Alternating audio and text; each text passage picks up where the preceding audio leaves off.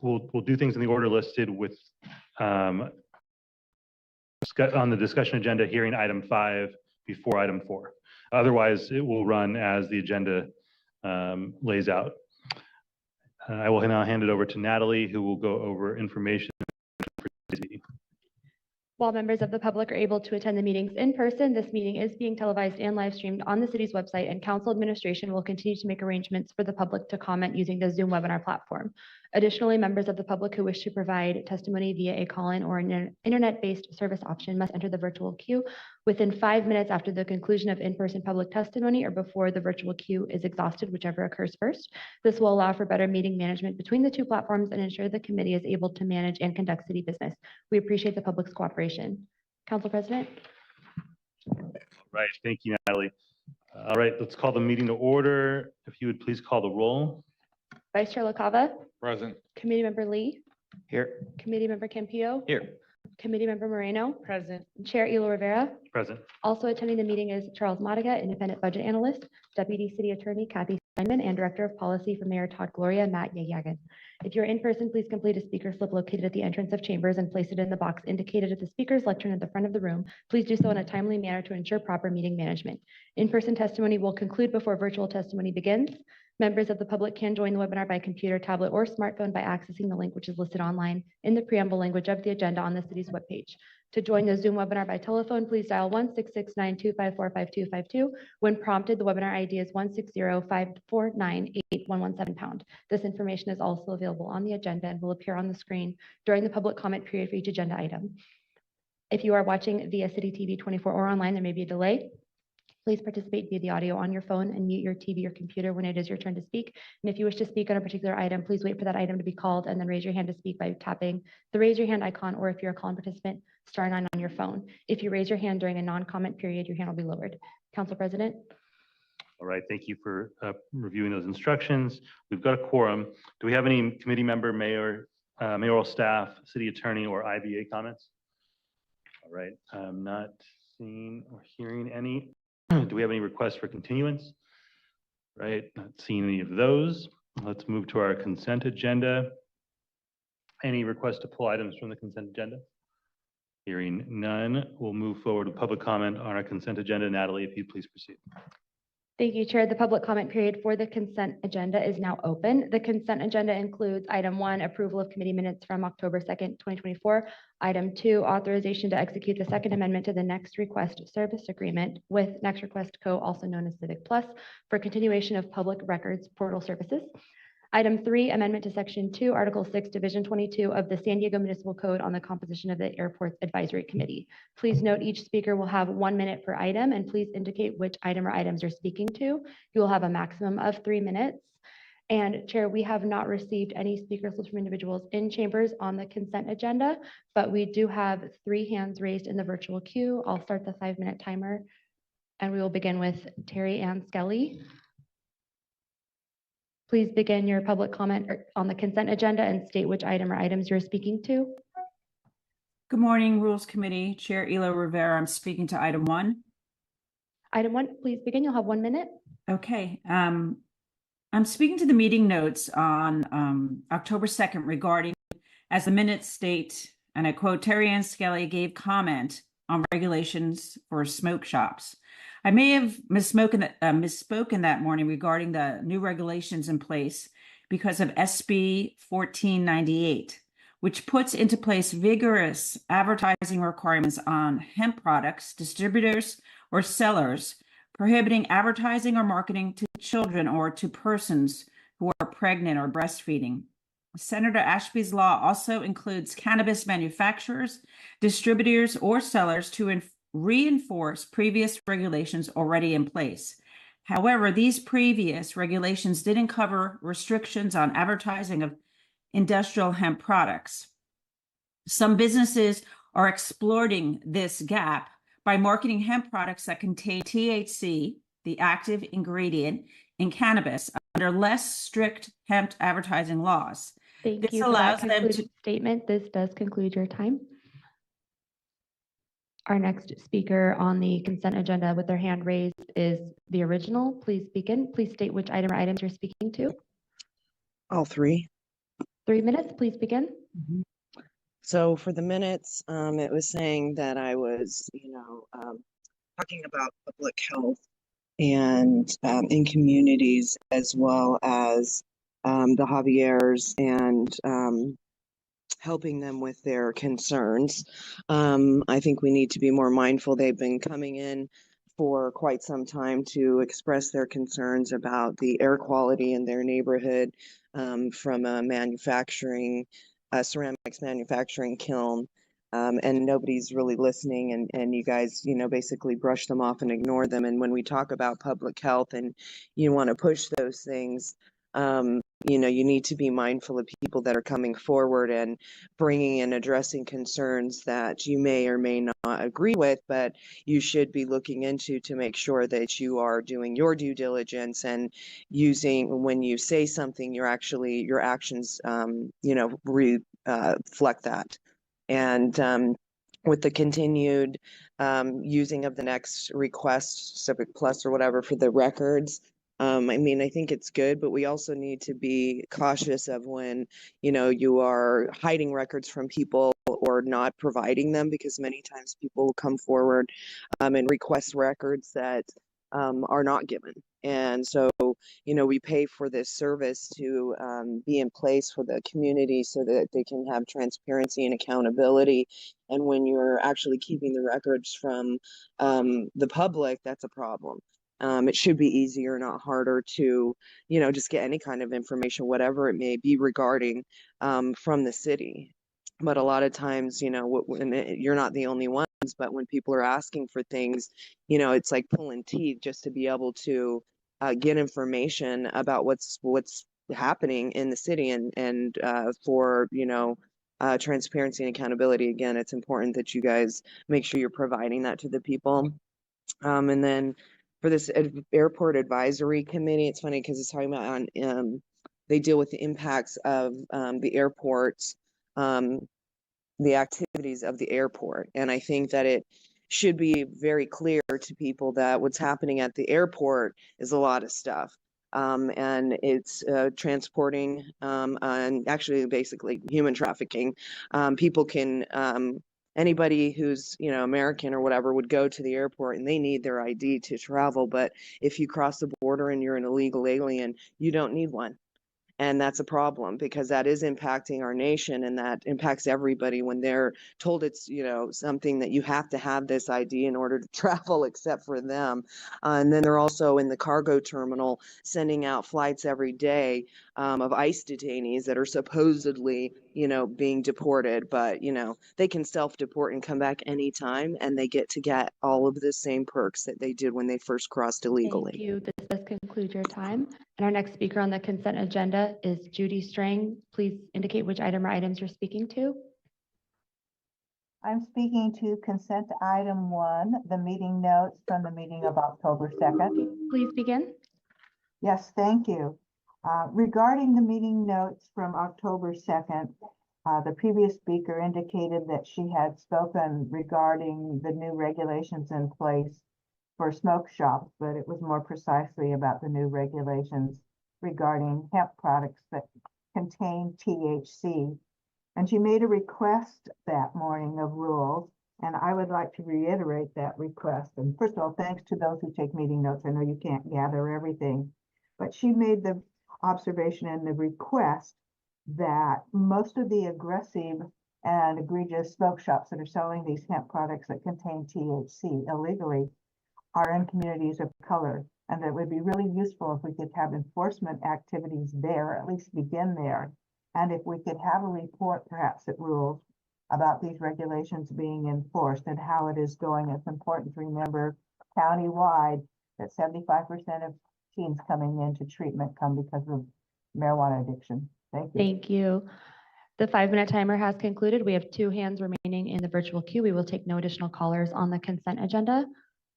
Caller with the username iPhone, please state which item or items you'd like to speak to. iPhone. Okay, we will move on to Kathleen Lippett. Please state which item or items.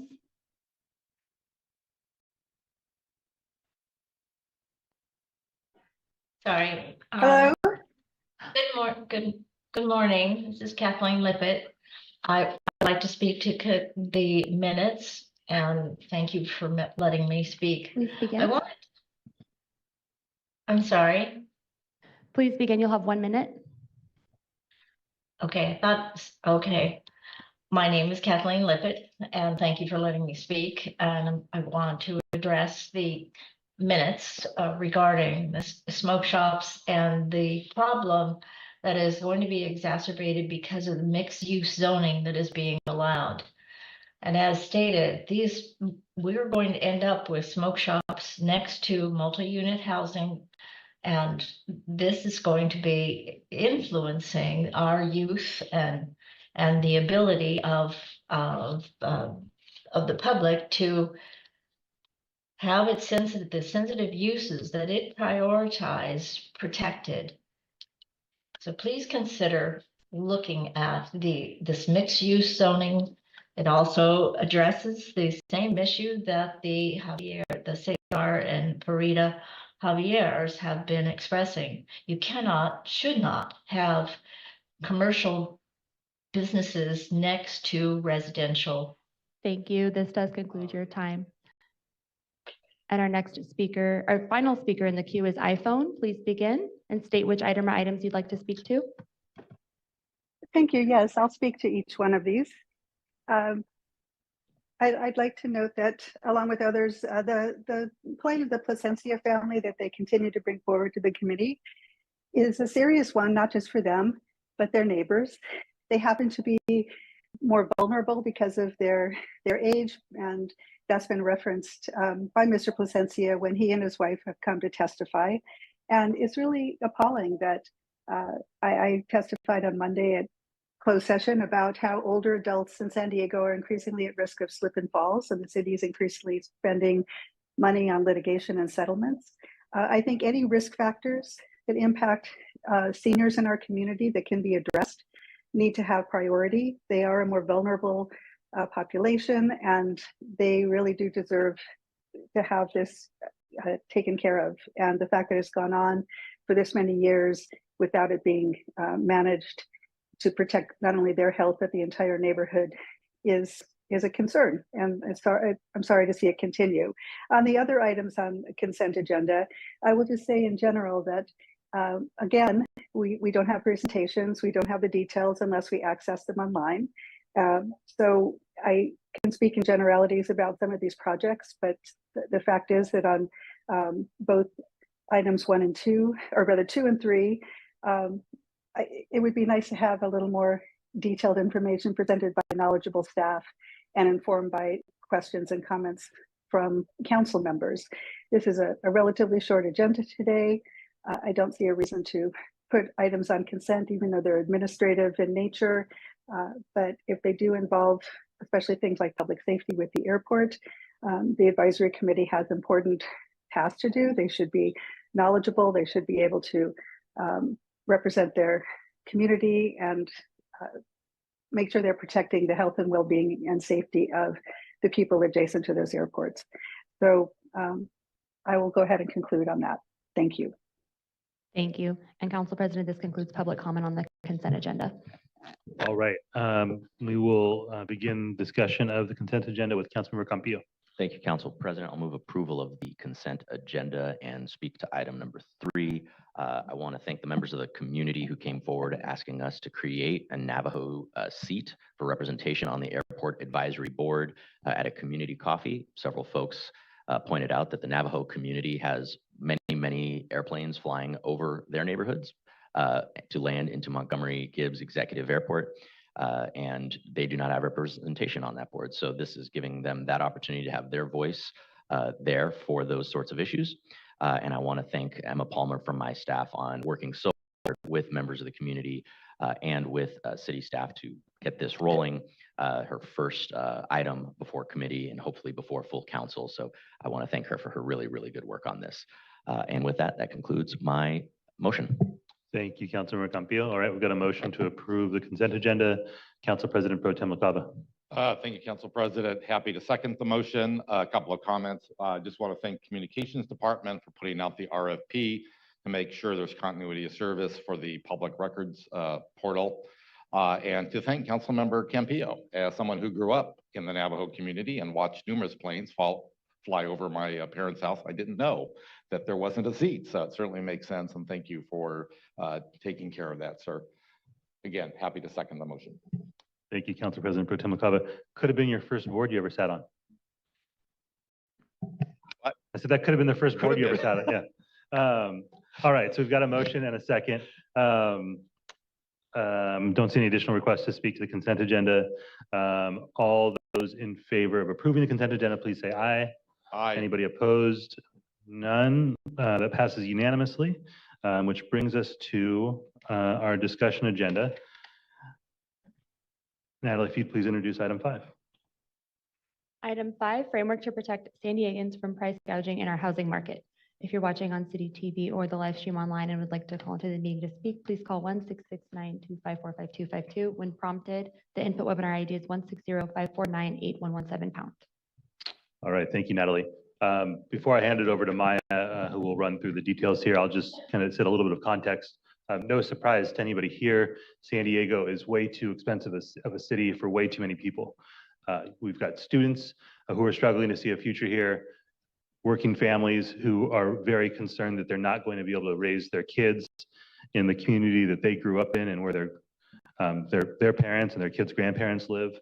And we have seniors who are at an alarming rate, either being priced out of their homes or living on the razor's edge of homelessness or displacement from the community that they love.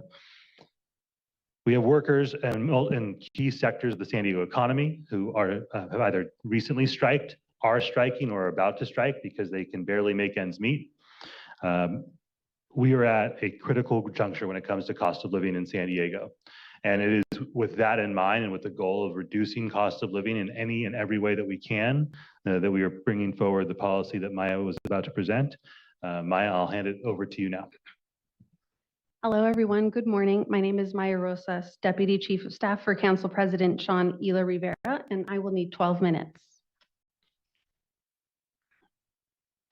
Today, we are asking the Rules Committee to support our recommendation to request the City Attorney's Office work with the Council District 9 office on drafting an ordinance banning the sale and use of price-fixing software and bring the proposed ordinance to the City Council.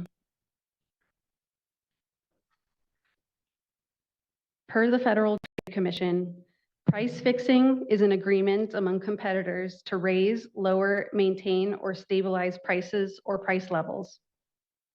Generally, the antitrust laws require that each company establish prices and other competitive terms on its own without agreeing with a competitor. Bottom line, when competitors agree to restrict competition, the result is often higher prices. Corporations have developed complex AI-driven price-fixing software that suggests the highest rental pricing that a rental home can yield, and it is currently being used in San Diego to price gouge our housing market.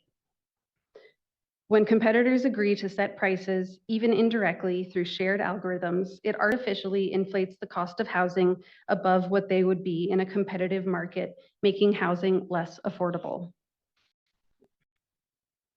Maureen Olhausen, a conservative former commissioner of the FTC, made a speech in which she plainly explained how this rent-setting software can facilitate price fixing. She gave a classic scenario of a price-fixing conspiracy where competitors exchange competitively sensitive information through an intermediary. Then she explains, everywhere the word algorithm appears, please just insert the words, a guy named Bob. Is it okay for a guy named Bob to collect confidential price strategy information from all the participants in a market and then tell everybody how they should price? If it isn't okay for a guy named Bob to do it, then it probably isn't okay for an algorithm to do it either. So how did we get here? In 2022, the news outlet ProPublica published an article about algorithmic rental price fixing software developed by a company called RealPage and used by rental housing property managers across the country. Multiple class action lawsuits against RealPage have been consolidated and are moving forward. Several state attorneys general filed complaints against RealPage and housing providers using RealPage's software. And just in August, the United States Department of Justice and Biden-appointed U.S. Attorney General Merrick Garland filed its own complaint after investigating RealPage and even raiding their offices. Then in September, the first ban on algorithmic price fixing passed and was signed into law in San Francisco. San Diego can be on the cutting edge of policies to protect our housing from price gouging through algorithmic price fixing that artificially inflates already sky-high housing costs. RealPage is a company that sells software that collects information from competing landlords and uses that information and other data inputs to make rental housing pricing recommendations.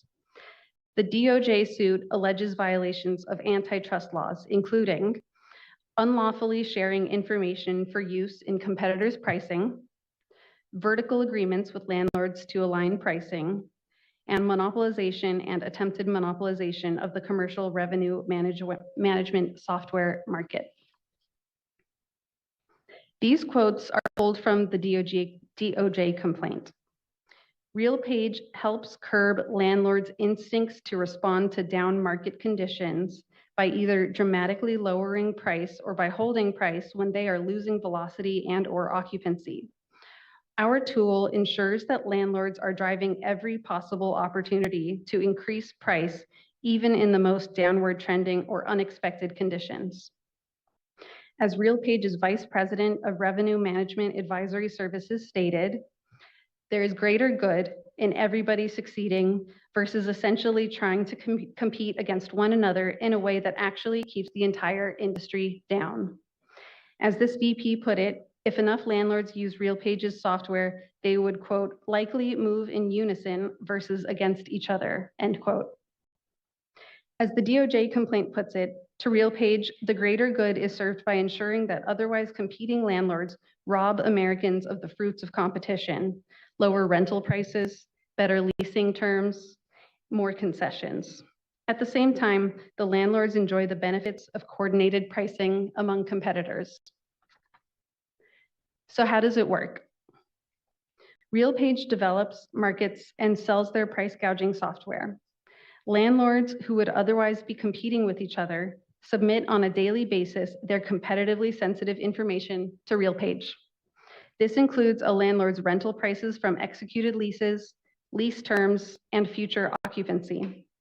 RealPage collects a broad swath of such data from competing landlords, combines it, and feeds it to an algorithm. Based on this process, RealPage provides daily pricing recommendations back to competing landlords. But these are more than just recommendations. RealPage monitors compliance by landlords to its recommendations. According to the complaint, RealPage designed their software to make it much easier to accept recommendations than to decline them. It built an auto accept function and pushes clients to adopt it. Its pricing advisors encourage landlords to follow pricing recommendations, and they review any request to override a price recommendation. When accepting RealPage's recommendations, the manager can do a bulk acceptance. They can accept all or multiple floor plan recommendations at once, but they cannot do the same when overriding or rejecting the recommendation. Instead, for every recommendation not accepted, the property manager must provide something they call specific business commentary for diverging from the recommendation. This justification, RealPage instructs, can't be a mere preference for another price, but must be based on a factor that the model cannot account for, such as local construction or renovations occurring. So yes, as the archived RealPage website said, it pushes you to go places that you wouldn't have gone if you weren't using it. Competing landlords choose to share their information with RealPage to eliminate the guessing game about what their competitors are doing and ultimately take instructions from RealPage on how to make business decisions to optimize rents, which is illustrated by the last bullet on this slide, pulled from the RealPage website, where they advertise their ability to optimize revenue even from rent-limited and affordable properties. RealPage defines its own geographic submarkets.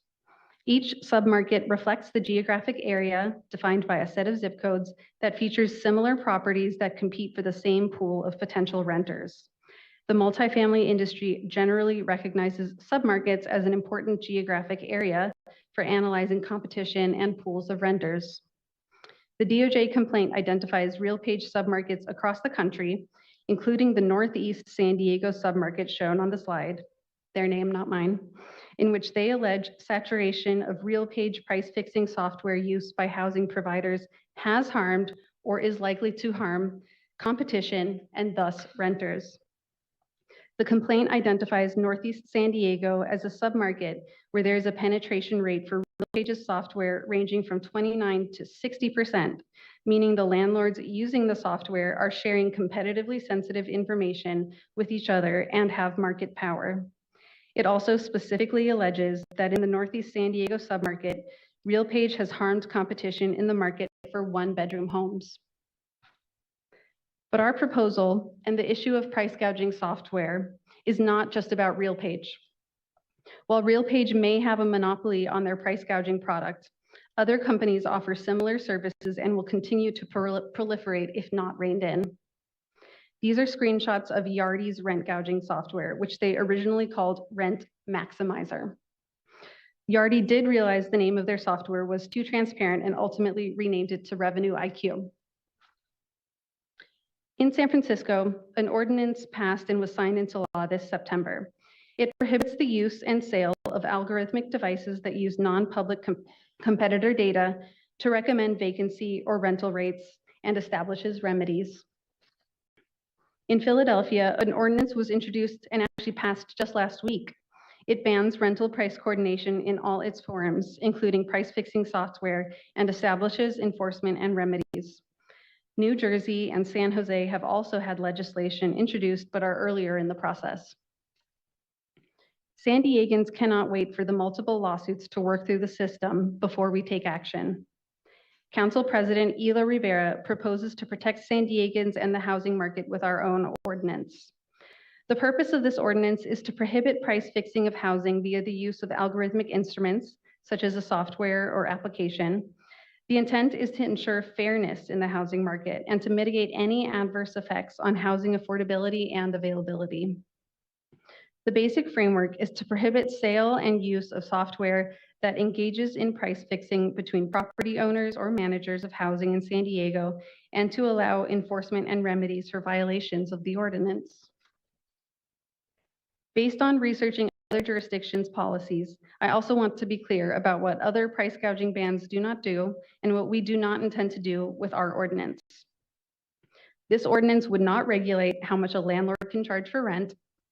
It would not ban software to help landlords manage their units generally, and we know that landlords do use software for many purposes. It would not limit conformance with any affordable housing program requirements, and it would not inhibit conducting market research for project financing, conducting an appraisal, or conducting research, testing, and training for software development. So we respectfully ask the Rules Committee to request the City Attorney's Office work with the Council District 9 office on drafting an ordinance banning the sale and use of price fixing software and bring the proposed ordinance to the City Council. Thank you. Thank you, Maya. Appreciate the presentation and all of your work on this. Before we turn it over to public comment, I will just make a couple additional comments in anticipation of some of the questions that may be asked or some of the comments that may be made. And Maya covered this, but I want to reiterate a few of these things. We will hear folks say that this is not going to solve the affordability crisis. Of course, it will not on its own. No single policy action will solve a problem that took generations to create. That does not mean we shouldn't do all we can to make life generally and housing more specifically as affordable as possible.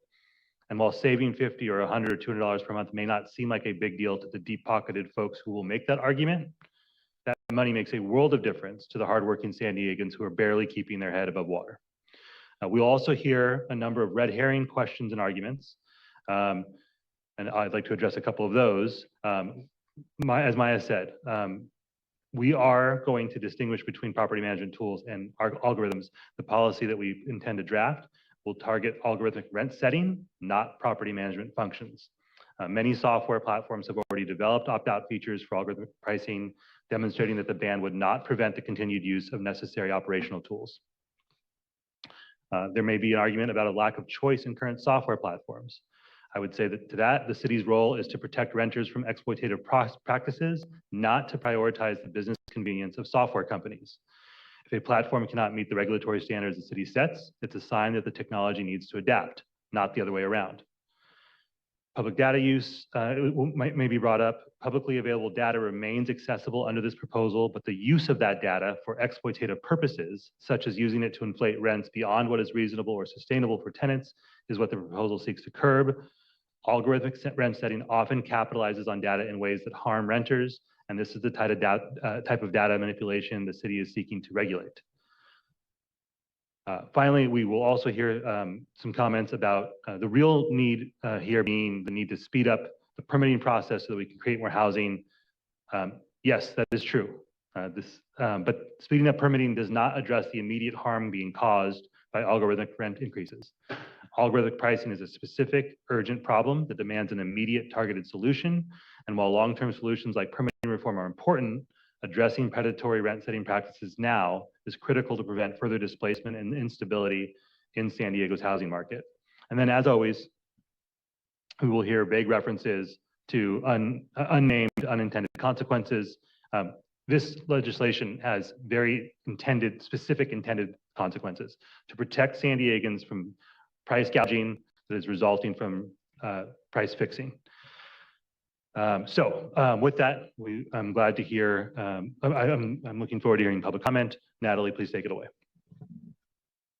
Thank you, Council President. The public comment period for item 5 is now open, and we currently have 16 speakers in chambers who have submitted speaker slips, and there are currently 7 hands raised in the virtual queue. We will begin with those here in chambers. Each speaker will have 1 minute and 30 seconds. Paul Downey, please approach the lectern. You'll be followed by Juan Guerrero, Melanie Woods, and Nicole Lilly. And as a reminder, when I call your name, please be prepared to come up to the lectern in this order. Thank you. Thank you. Good morning. My name is Paul Downey. I'm the president CEO of Serving Seniors. And using these algorithms by landlords is really akin to 21st century robber barons. I mean, they're preying upon the most vulnerable folks in our community. At Serving Seniors, we see about 11,000 folks through our doors each year. Average income is about $1,200. We know that even SROs are at $900. So these folks are living on $300 or less a month to meet all of their basic needs. So when landlords use these algorithms to increase rent even $10 or $20, not to mention 50 or 100, it pushes these folks precipitously close to homelessness. We already know in San Diego that almost a third of the folks on our street are older adults. We also know from the data that most of them are there because of economic reasons. And one of the primary reasons is simply being on a fixed income and having rent continue to go up. So preying upon folks like these seniors and families and working folks is unfair. And I appreciate what the council president is doing to stand up to these landlords. And I encourage this committee and the full city council to act swiftly to get this enacted to protect the most vulnerable amongst us. Thank you. Thank you. Juan Guerrero, please approach the lectern.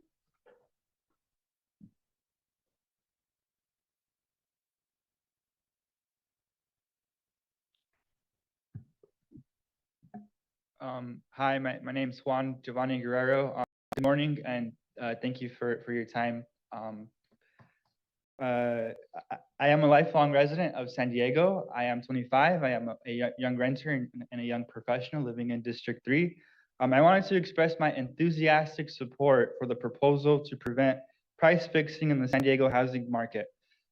This proposal directly addresses one of my concerns, which has been the gouging of working class San Diegans in the pursuit of higher profit margins from corporate landlords in San Diego. In addition to that, anti-competitive AI pricing software such as RealPage has been helping landlords collude to drive up rents And with time, if left unchecked, the impacts will be felt and worsened for not only myself, but also other young San Diegans after me.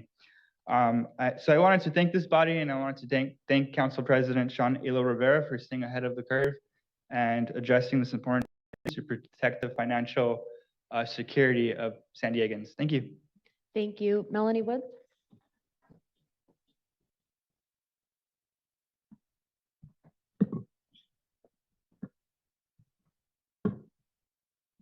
All right, good morning. I'm Melanie Woods, Vice President of Local Public Affairs for the California Apartment Association.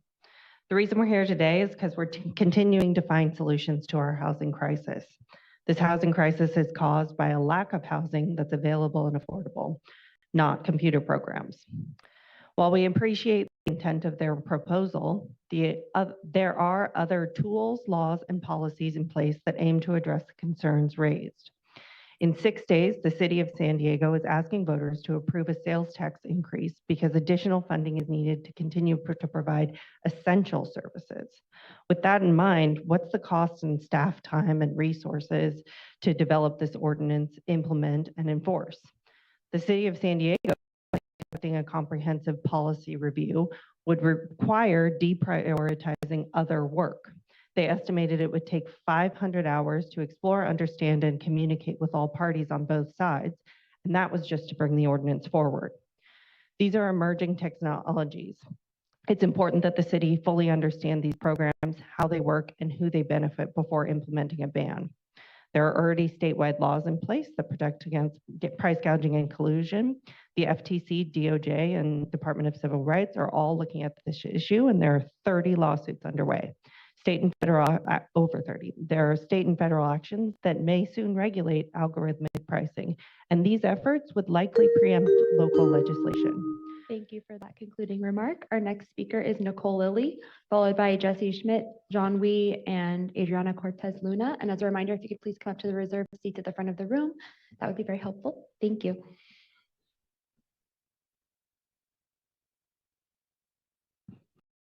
Hello.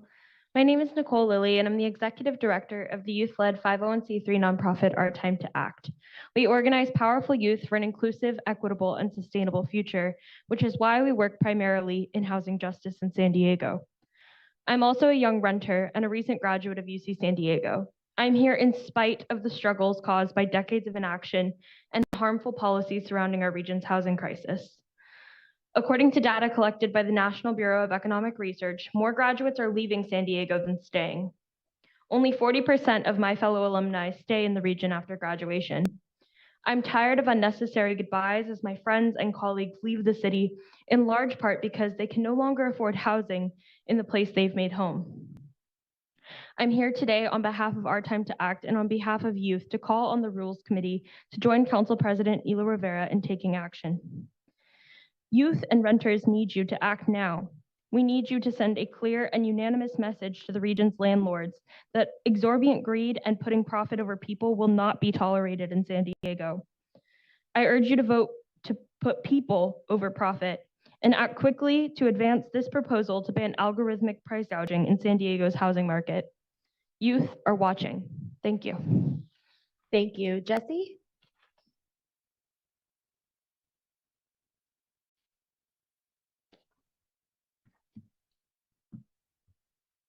Good morning, Council President, members of the committee. My name is Jesse Schmidt, State Policy Manager for Alliance San Diego. San Diegans are facing a new era of exploitation, no longer through backroom deals, but through data-driven algorithms that don't see our families, don't see our workers, and don't see our neighbors.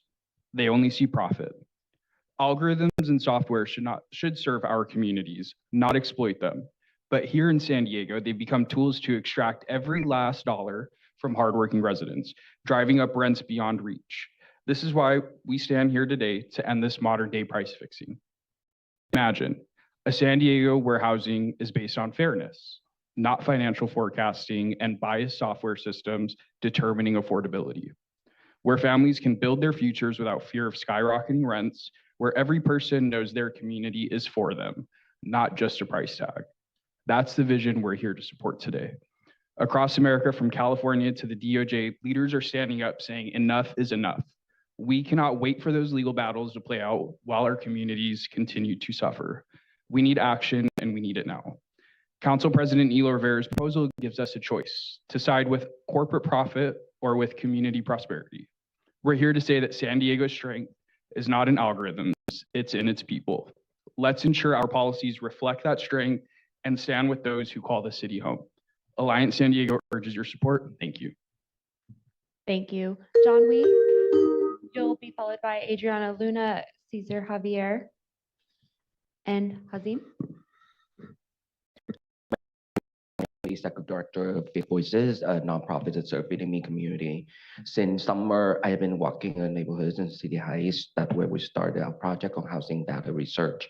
What I think encountered was many stories from my community member, specifically folks who are fixed income elder, telling me that they're super worried. They literally, there's a building 7-unit, and a couple of them already being priced out, and the people around them all worry that they're gonna be priced out the same way. What's shocking to me is finding out there's an algorithm that increased rent. That's really shocking for me, and I really support the ordinance that control the situation. Unlike what another person previously said, there are laws that's happening, but it's not enough. It's not enough because they're already happening. Because if the laws are already there existing to curb the kind of situation, then this situation of rent increase would not be happen. You have been elected into the body of power to make rules, to make things happen. So please exercise the power and protect the community, my communities. And I welcome any one of you also come canvassing with me and hear these stories specifically as well. Thank you. Thank you. Adriana Luna, please approach the lectern. You've been seated time by Marco Briones. Can you please raise your hand? Marco, thank you. So you'll have 3 minutes. Thank you. Dear Rules Committee members, on behalf of the California Working Families Party, I'm here to express our strong support for the development of an ordinance to protect San Diegans from price gouging in housing through algorithmic, can I even say that word? Algorithmic price fixing. Currently, price fixing software, widely available and utilized by housing providers across San Diego, uses complex AI-driven algorithms to suggest the highest possible rental prices that can be charged for a home. Working people in San Diego are struggling to keep up with these relentless rent increases. Everything is getting more expensive: electricity, insurance, food, and we simply can't keep pace. We look for places to rent, but the prices are so high that it's clear the housing market is rigged against us. How can we save money to buy a home, to plan for retirement, or even provide for our kids when we can barely afford to keep a roof over our heads? We cannot allow corporate landlords to use software to artificially inflate prices while renters suffer. The Department of Justice, California Attorney General Rob Bonta, and many other attorney generals across the United States have raised concerns and numerous complaints, alleging that the revenue management software functions as a modern-day fixing tool. This practice directly and indirectly harms millions of Americans, including hardworking families in San Diego. San Diegans cannot afford to wait for these legal challenges to be resolved before seeing any relief from the skyrocketing cost of living. We need action now. That's why the California Working Families Party fully supports Council President Elo Rivera's proposal to ban the algorithmic price gouging. And we urge you to support the action to request the city attorney's office to draft an ordinance. Please help us protect working people from this corporate greed. Thank you for your attention on this urgent matter. Thank you. Cesar Javier, please approach the lectern. You'll be followed by Hazim Wakas, Muhammad Umar, and Randy Torres Van Vliet. I will look eye to eye to you guys because this is a very difficult task. Much more difficult for those well-conceived actions of implementers. how much money will you spend for this software? I think I changed my position. I am not in favor of this. Software is a mathematical tool. We need a substance, not algorithm as being even mentioned here, could not even been pronounced. Define the problem, Mr. Rivera. Define the problem so we could get the real direction and force to soften these high prices in housing. Please prioritize emergency housing, not this affordable, not this conventional housing, because people need it right now. Redcon, house them, shelter them, tent them with clean water, clean air. I think that's the definition, Mr. Rivera. I do not support this because you're spending money just to determine the problem, not solving the problem. Thank you. Hazim Wakas, please approach the lectern.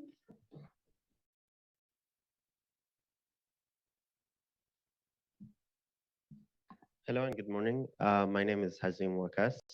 I work for the Partnership of the Advancement of New Americans. I'm a community organizer. I live in the city of San Diego and I'm also a renter. Everyone has a right to live in a safe place they can afford, but it's nearly impossible for working people to make ends meet when rent keeps going up. The average rent in San Diego is 65% higher than national average, while two bedrooms apartments or housing is like $2,500 almost. More than half of San Diego renters it's critical that they aren't unfairly burdened by artificial rent inflation. We are in support of the ban of sale of use of software and algorithms that use non-public data to set, to recommend, or advise on rent and occupancy levels. We can't wait for this to work its way through the courts as rents keeps going up. And that's why we are joining Council District 9 to ask the city attorney to draft the paperwork for the bans and practices of price fixing, and we hope that this goes through. Thank you. Thank you. Mohammed, please approach the lectern. You'll be followed by Randy Torres Van Vliet, Manny Rodriguez, and Craig Benedetto. Good morning. My name is Mahmoud. I'm a community organizer with the Partnership for the Advancement of New Americans. PANA, we fight to we fight for full economic, social, civic inclusion of refugees in San Diego, throughout California and across the country. I'm also a resident of San Diego and a renter in our community. More than half San Diegans are renters, so it's critically that it aren't unfairly burdened by artificial rent inflation. Ban sale and use of software and algorithm that use non-public data to set, recommend, or advise on rents and occupancy level. Allow individuals and organizations to bring lawsuits against landlords engaged in price fixing. We can't wait for this to work its way through the court as rents keep going up on tenants. That's why we are joining Council District 9 to ask the city attorney to draft an ordinance that bans the price fixing. Thank you very much. Thank you. Randy, please approach the lectern.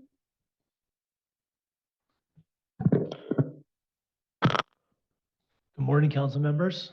My name is Randy Torres Van Vleck, and I'm the Associate Director of Community and Housing Development at PANA, for the Advancement of New Americans. I'm also a resident and renter of City Heights, and I'm here today to support the banning of algorithmic rent price fixing AI technology that enables artificial inflation and price gouging of housing rental units in San Diego. Recent lawsuits filed by the Department of Justice and state attorneys allege that corporate landlords are using AI-based software to conspire to set prices, drive up rents, and increase turnover. Average rents in San Diego are 65% higher than national average. We can't wait for this to work its way through the courts as rents keep going up on tenants and more renters are displaced onto the streets.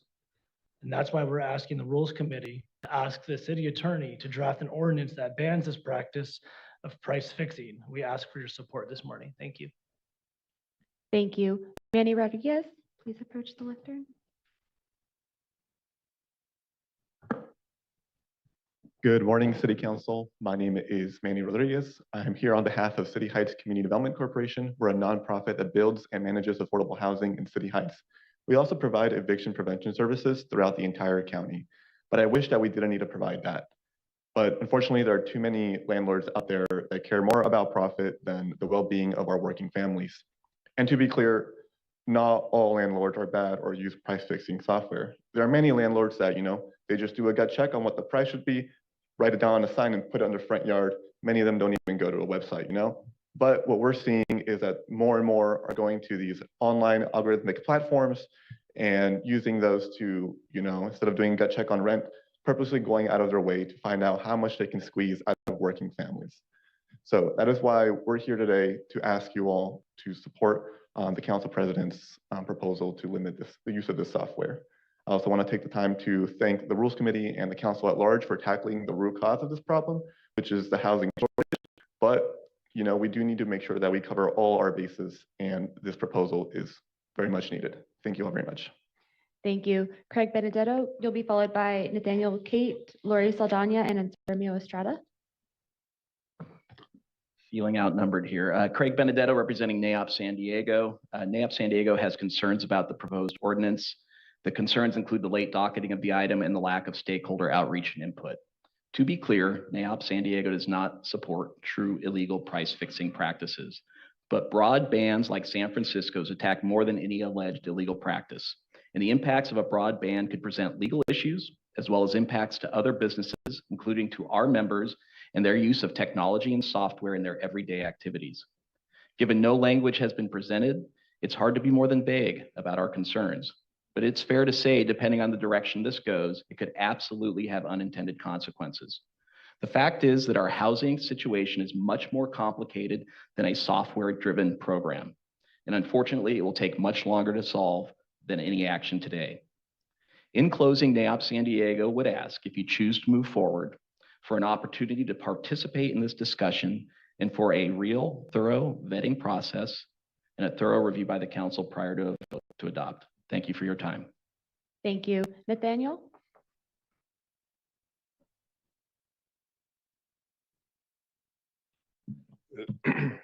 Good morning. My name is Nathaniel Tate with Center on Policy Initiatives.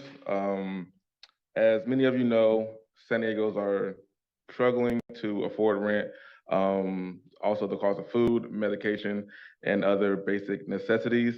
And for this primary cause, by the staggering cost of rent in our region, over 50% of renters in the city of San Diego meet the federal government's definition of being housing burden. Those households spend more than 30% of their income on rent. And as a result, more and more people are being housed, seem like a privilege when it is actually a human right. So companies like Blackstone are willing to cause more harm by raising prices beyond what many renters can afford, putting massive profits over people that has displaced countless of San Diegans. And there's a software like YieldStar, which allows corporations to act like cartels, colluding to raise rents and stuff their pockets. We also know that these algorithms often perpetuate systemic racism. A class action lawsuit was filed against SafeRent in Massachusetts, alleging them of targeting and discriminating against Black and Latinx renters. And thank you. Thank you for that concluding remark. Lori Saldana?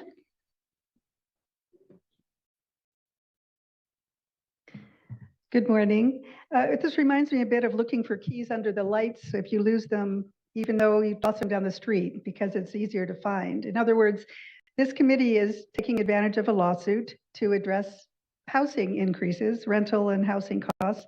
But there are many other drivers of this. And I brought some information about it.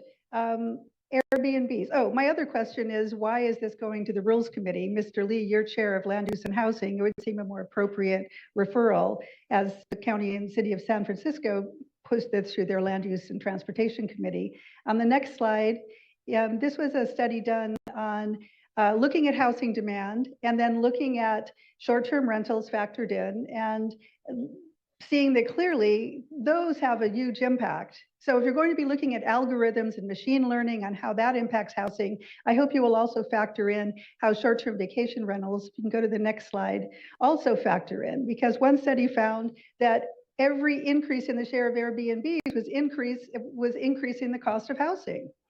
So algorithms are great. There's actually a class this morning on the ethics of algorithms and their impacts on people, and they're not always good. If you can go to the next one, please. But we have bigger fish to fry in San Diego, because just as in Vancouver, the study was in Vancouver, in San Diego, with all the short-term vacation rentals, our housing prices are going up, our housing supply is going down. So please broaden the perspective a little bit. Thank you. And Sir Noah Estrada, please approach the lectern.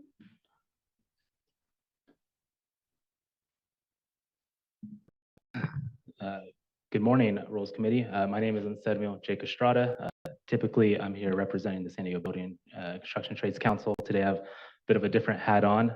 I am representing the San Diego Building Trades Council Family Housing Corporation. We're the owner and operators of affordable housing here in San Diego County. I want to thank Council President Shawnee Rivera for bringing this and for making some progress on this proposal here today, and I urge each one of you to support this measure, the staff recommendation. Let's be clear, price fixing by algorithm is still price fixing. It's the duty of our elected officials to protect our communities from such brazen predatory behavior. And there's a difference between charging what the market can bear and fundamentally controlling the housing market. And that's what's been going on in Arizona, in Philadelphia, even here in northeastern San Diego. We're named in that lawsuit that the FTC is currently moving forward. That is what's happening right now. So please support the recommendation before you, support this action, and let's get this done for San Diego communities. Thank you. We did receive 2 speaker slips from individuals in chambers who would like to register their position in favor but do not wish to speak, Aiden Lynn Tostado and Sparky Mitra. So this concludes in-person public testimony for item 5. We will now move to the virtual queue, and I've started the 5-minute timer for all those in the queue to indicate that they wish to speak to item 5. We currently have 8 hands raised. Mia Losif, please begin your comments. You'll have 1.5 minutes. Yes, can you hear me? Yes, please begin. Okay, thank you. Good morning. My name is Mia Losef, and I am the program coordinator for housing at Local Progress. We are a network of over 1,500 local elected officials all across the country. We believe that housing is a basic human need, and we also believe that local government has a responsibility to guarantee that need. As you all have heard today, algorithmic price fixing is fueled by corporate greed and a desire to profit off the backs of San Diego renters, and it's exacerbating our housing crisis. This software, as you all have heard from that great presentation and others, it pulls in private data about rents, about square footage, about vacancy levels, and it puts out a rent that is recommended to landlords that it fully intends to maximize profit. The result is an artificially inflated rent that exists in direct conflict with antitrust laws. As many people have said, it is so important that we have local action on this issue.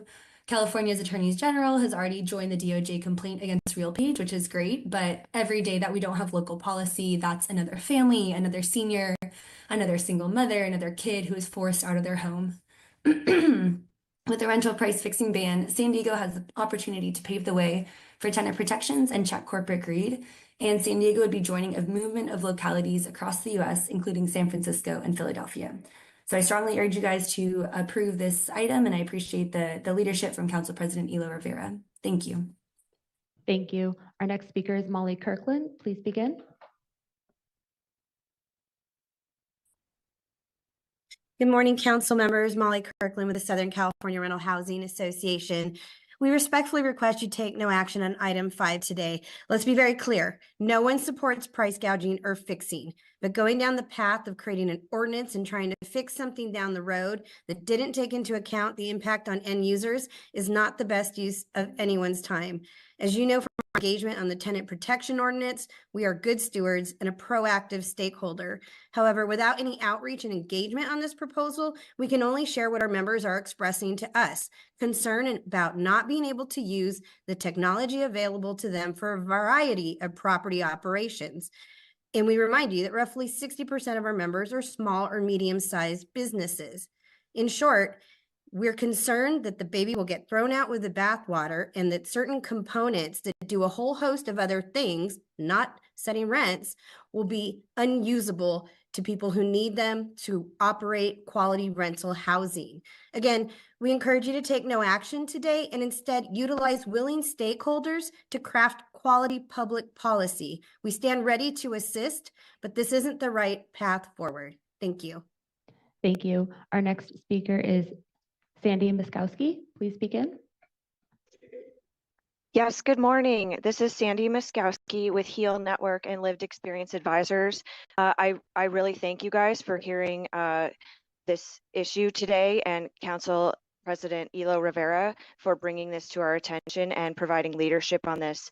We know that in order to solve homelessness, a first step is prevention, and anything that we can do, any tools that we can enact today in order to protect renters, to prevent more San Diegans from falling into homelessness every day, helps our city as a whole. And this is a tool where we can reduce rent gouging that affects San Diegans here in the city, and we want to be provide leadership on extending this beyond into our entire region here in San Diego. So thank you for bringing this to City Council today. Please continue to move forward on this proposal and enact this in a comprehensive way that will continue to protect San Diegans and all of our renters. Thank you. Thank you. Our next speaker in the queue is John Brady. Again. Good morning, council members and committee members. And thank you, Council President, for bringing this forward. My name is John Brady. I'm Executive Director. Thank you. I'm sorry, I had to mute myself here. We're having trouble hearing you. If you want to move to a location with better service. Could you come back? Thank you. Yes. Our next speaker is Jeff Hoyter. Please begin. Yes, my name is Jeff Huter. I think it looks easy on surface to say that we can control data and algorithms to accomplish this, but I think it's a lot more difficult than you think. And I think first, just thinking about what an algorithm is, anything that takes data and normalizes comps between different apartment rentals, that's an algorithm. And so all of the reporting that we do on housing and a lot of other industries are also based on algorithms. So when you look at the San Francisco ordinance, it's hard to see how this is even possible to implement, because what I could do instead is just take the data, build a report, not say it's a recommendation, and therefore it would satisfy the requirements of the San Francisco algorithm and likely what we would try to do here. You know, looking at it on the other side, if you just look at the easy workaround for the software would be do some public publication of aggregate data and then have an internal module that would take care of this for the individual recommendations. That would fit within these recommendations. And so really, ultimately, the way to deal with the anti-competitive nature of this software is to let it work through the legal process, because only the Department of Justice has the expertise and the authority to do this. Thank you. Thank you. Our next, the 5-minute timer has concluded. We have 5 hands remaining in the virtual queue. We will take no additional callers after these 5. Our next speaker is the original. Please begin. Perfect time, Sean, for Tuesday, right? It's interesting. Especially because it's like you guys like to be the ones to rob the people. It's a little bit funny if you think about it, but you know, you're talking about prohibiting the sale and the use of this software, but if the software used has that program in it, but they use it for other things, how are you going to prohibit that? And you already have things in place for, you know, rent increases on deed restricted housing that happens anyway.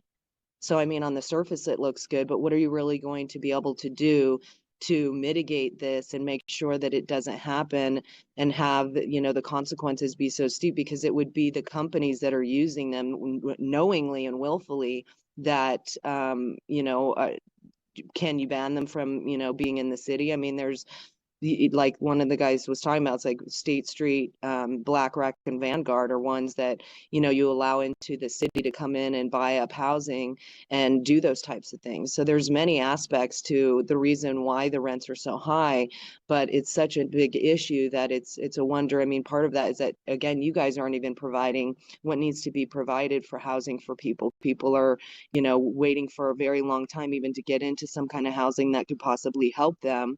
And you spend lots of the people's money to do it. So what is this really going to do? Is this just to make you look good before the election? Because it kind of seems like it. Thank you. Our next speaker is Gil Vera. Gil, please begin. Hi, good morning. Can you hear me? Yes. Hi, my name is Gil Vera. I'm a Deputy Director of Legal Aid Society of San Diego. First, I would like to thank Council President Elo Rivera for championing this ordinance. Legal Aid is at the front lines of homelessness, representing San Diego tenants through a grant we have with the City of San Diego at all phases of the eviction process. Since the pandemic, our clients have experienced larger and larger rent increases year over year. More and more of our households are rent burdened, with some even paying more than half of their income towards rent. Rent fixing algorithms exploit renters to the benefit of landlords and software developers, all under the guise of maximizing shareholder profits. This exploitation leaves renters more vulnerable to homelessness because landlords are squeezing every last penny out of their pocket.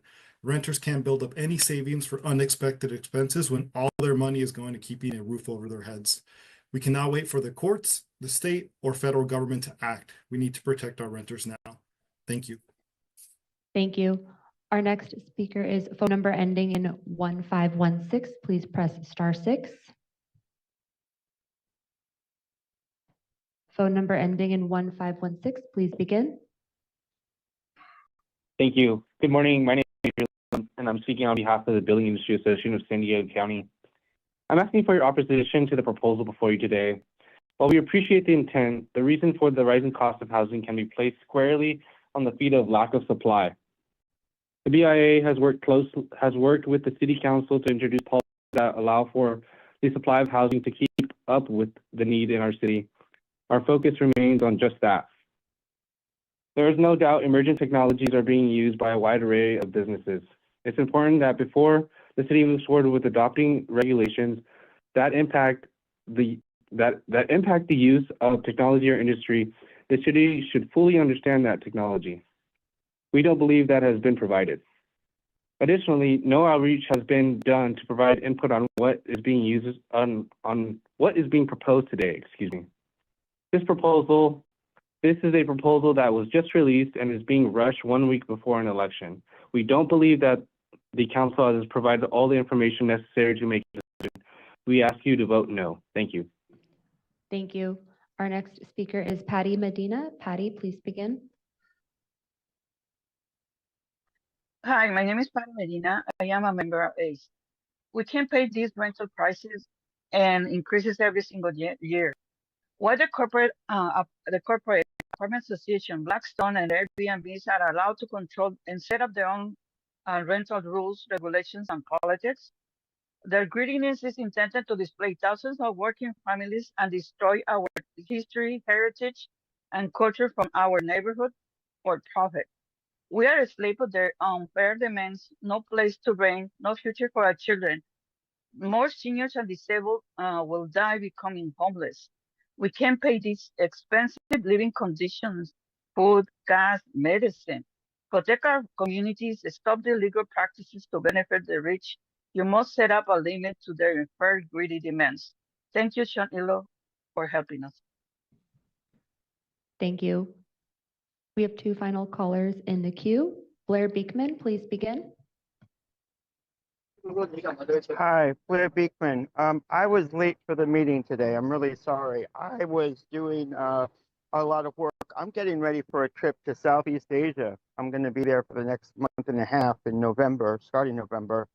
So, you know, that I think that'll help the public meeting process along. But unfortunately, I missed a good meeting today. I'm sorry. To weigh in on this issue, San Jose is doing some really important work on this item as well. I first learned about these things from San Jose. It's a really noble, good cause, and that you have worked out that this sort of item needs to be addressed. Thank you. Now, within San Jose, there's a lot of deliberation and back and forth going on. You know, how to really treat this, and I think you're going to go through the same things in San Diego. But I think we're going to come to some realizations about trying to create our good, you know, human rights values for this sort of issue. And so it's really interesting what you're working on. Thank you. The most important thing is that we're at least addressing something, and that it gives us thought in how we address our issues. And thank you for that.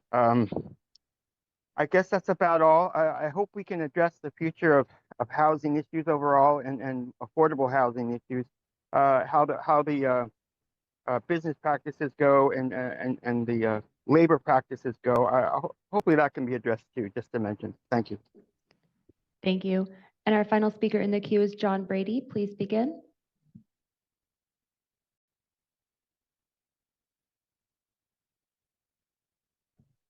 John Brady, please unmute and provide your comments. Good morning, committee members. John Brady, Executive Director of Lived Experience Advisors. Thank you, Council President, for bringing this motion forward. Leah clearly supports this measure, and we appreciate the city moving quickly on this.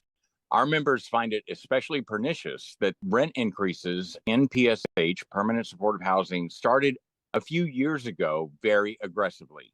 Why is that important? Because people in these units pay a percentage of their income. They are not directly affected by these rent increases. And this practice is still continuing today. In fact, I just recently spoke with someone residing in permanent supportive housing that indicated that her cost of rent had gone up. Well, not her cost, because it's actually shouldered by the city and the Housing Commission, had gone up over 50% in just 2 years. This must stop. We ask you to support this measure. We also agree with Lori Saldana that we need to provide for more enforcement of the vacation rental market. It is somewhat ironic that we allocated resources to enforce street vendor ordinances, but we did not allocate additional ordinance resources to enforce this particular law, which is affecting all San Diegans, not just those who reside in our beach cities. Thank you very much for your time and for considering this measure. Thank you. And Council President, this concludes public comment on item 5. Thank you, Natalie, and thank you to all the members of the public who weighed in. Before I get started with my comments, I did want to turn to Deputy City Attorney Ferbert to ask you if you can help kind of clarify the current litigation that's been referenced from the Department of Justice, what that litigation actually targets, and how that interplays with a potential policy here in San Diego. Thank you, Council President, Chief Deputy City Attorney Heather Ferbert. The Department of Justice, along with about 7 attorneys general, including the California Attorney General, filed a lawsuit this summer against specifically RealPage. So the lawsuit only implicates one software company, and it's in its infancy. So the results of this lawsuit probably will not be known for at least a few years. The lawsuit that was mentioned earlier in Tennessee, filed by several private parties, was filed 2 years ago. I believe it is in its discovery stage, so that one is also pending. These lawsuits would set the legal understanding with respect to how the law treats this type of algorithm and the antitrust laws. It wouldn't necessarily address what the proposal is today to regulate the use of some sort of data or software with respect to rent setting within a jurisdiction. Is that what you're looking for? Yeah, thank you so much. I really appreciate that. I think that that's an important context. that litigation targeting this specific company, specific technology that company produces, different than what we're trying to do, which is actually provide a lot of clarity. I would also say from my perspective that one, my constituents, and I don't think many San Diegans have time to wait years for this process to play out. What a luxury it must be to be able to absorb, additional rent every month while we wait for a legal process to play out. Additionally, I am not willing to roll the dice and have San Diego renters, their protections be determined by an ultra-conservative Supreme Court. Without getting into too much legal analysis here, I can foresee a world where that Supreme Court, which is completely in the pocket of big business, says that the laws written over 100 years ago did not anticipate artificial intelligence technology and therefore do not apply to them. Some might be willing to roll the dice with San Diegan's future. I'm not, which is why we think it's so important to act. I will now just let it be known, we fully intend to engage with stakeholders on this. We have engaged with some stakeholders and we will engage more. I will reiterate again that we are in no way whatsoever attempting to limit the ability to utilize technology for the purpose of managing properties, of doing other really important work that a property management company might utilize technology for. The proposal that we seek to bring to full council is targeted, it is specific, and it aims in a very specific way that I am very confident that we can work with the city attorney's office to produce. I also want to make mention of something that was brought up a couple of times. That is the use of resources to create and potentially enforce this rule. One of the most important questions I think that we have as a city is who we are going to prioritize and what we are going to prioritize. The city has found the resources to crack down on people selling hot dogs on the street, of selling snacks.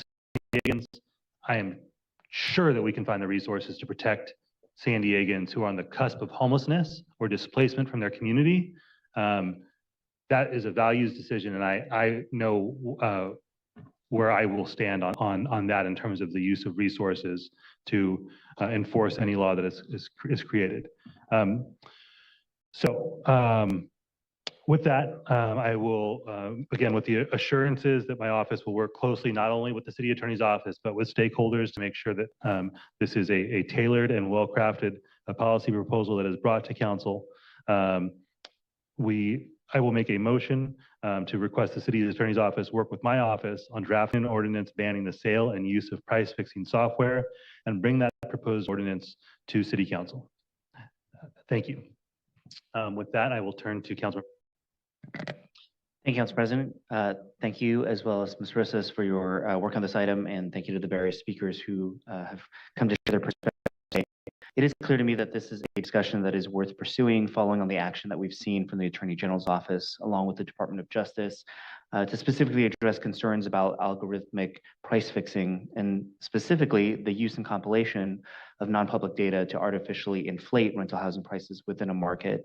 That is something that I believe that we all, and many others have noted, is something that we would all stand to benefit from addressing. Now, in a housing market that is already one of the most expensive in the nation, and where in many cases rents have skyrocketed exponentially within the last decade, it is imperative that we look at every opportunity that we have to not only address our shortfall in housing, which as the chair of our Land Use and Housing Committee, I am committed to addressing aggressively, but to also consider the crafting and updating of policies that seek to protect San Diegans as tenants and residents. We've heard feedback again today, similar to what we hear almost every day from San Diegans who are struggling with the cost of housing. And so there's no question that we must do more to build additional housing, to decrease the cost of housing, and to protect San Diegans. I also want to recognize the feedback today from stakeholders who desire to be part of the conversation as the item moves forward, especially in ensuring that the city's efforts to protect San Diegans is done intentionally. I believe that engagement is important, really critical if San Diego seeks to lead the way on these discussions. We all recognize that the use of technology and even AI is rapidly evolving, and we see every day how that has been touted for the future, as well as vilified for its potential uses. And so as such, it's my hope that we be thoughtful in our approach, both as we embrace its use for the positives, but also in how we address its potential negative uses. Given the rapid fluctuations in this space, any action that we can take, of course, can create unintended consequences. And so as this moves forward, I appreciate the Council President's cognizance of that and his commitment to focusing on the core issue at hand, which specifically, as you've noted, is the algorithmic price fixing that again results in inflated rental housing prices. So with that in mind, I will offer a second to the item. I would like to make one last request and really ask again for you to reaffirm your commitment, Council President, and the City Attorney's Office that you will be engaging with impacted stakeholders ahead of drafting ordinance language, really to ensure that we are focused in our effort to address and enforce against price fixing in particular, while ensuring, as you've noted, that other acceptable uses of software and technology are not ultimately impacted. Thank you, Councilmember Lee. I appreciate the second, and absolutely that is the intent. I think one thing worth noting, we're having this conversation today to get direction and feedback from you all just like that, to hear the questions.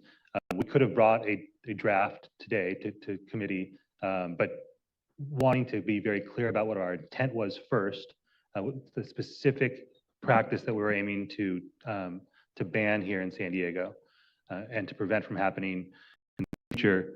And then you get to work with the City Attorney's Office and get that language on paper with the guidance of folks who are intimately familiar with how this technology is used, how technology is used in other ways in the housing market.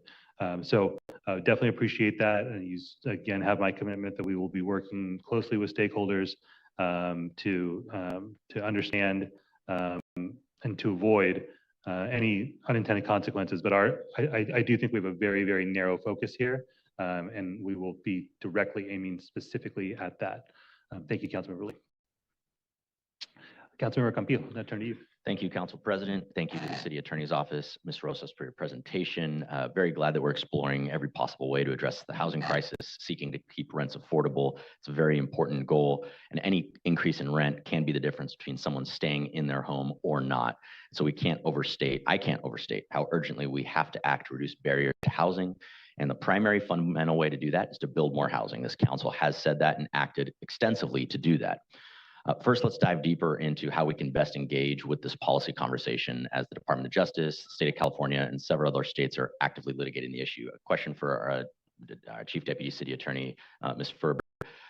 In terms of the legal pathways available to the city, what options have you or your team explored in terms of looking at the filings, joining existing litigation, since this is a process that's well underway? We had not been asked to look into those pathways, but we would be happy to have that conversation with you. Okay. As a follow-up, what are the risks of passing an ordinance while there's active litigation at the state and federal level in terms of how our ordinance ends up interacting with litigation that's currently before seemingly multiple courts?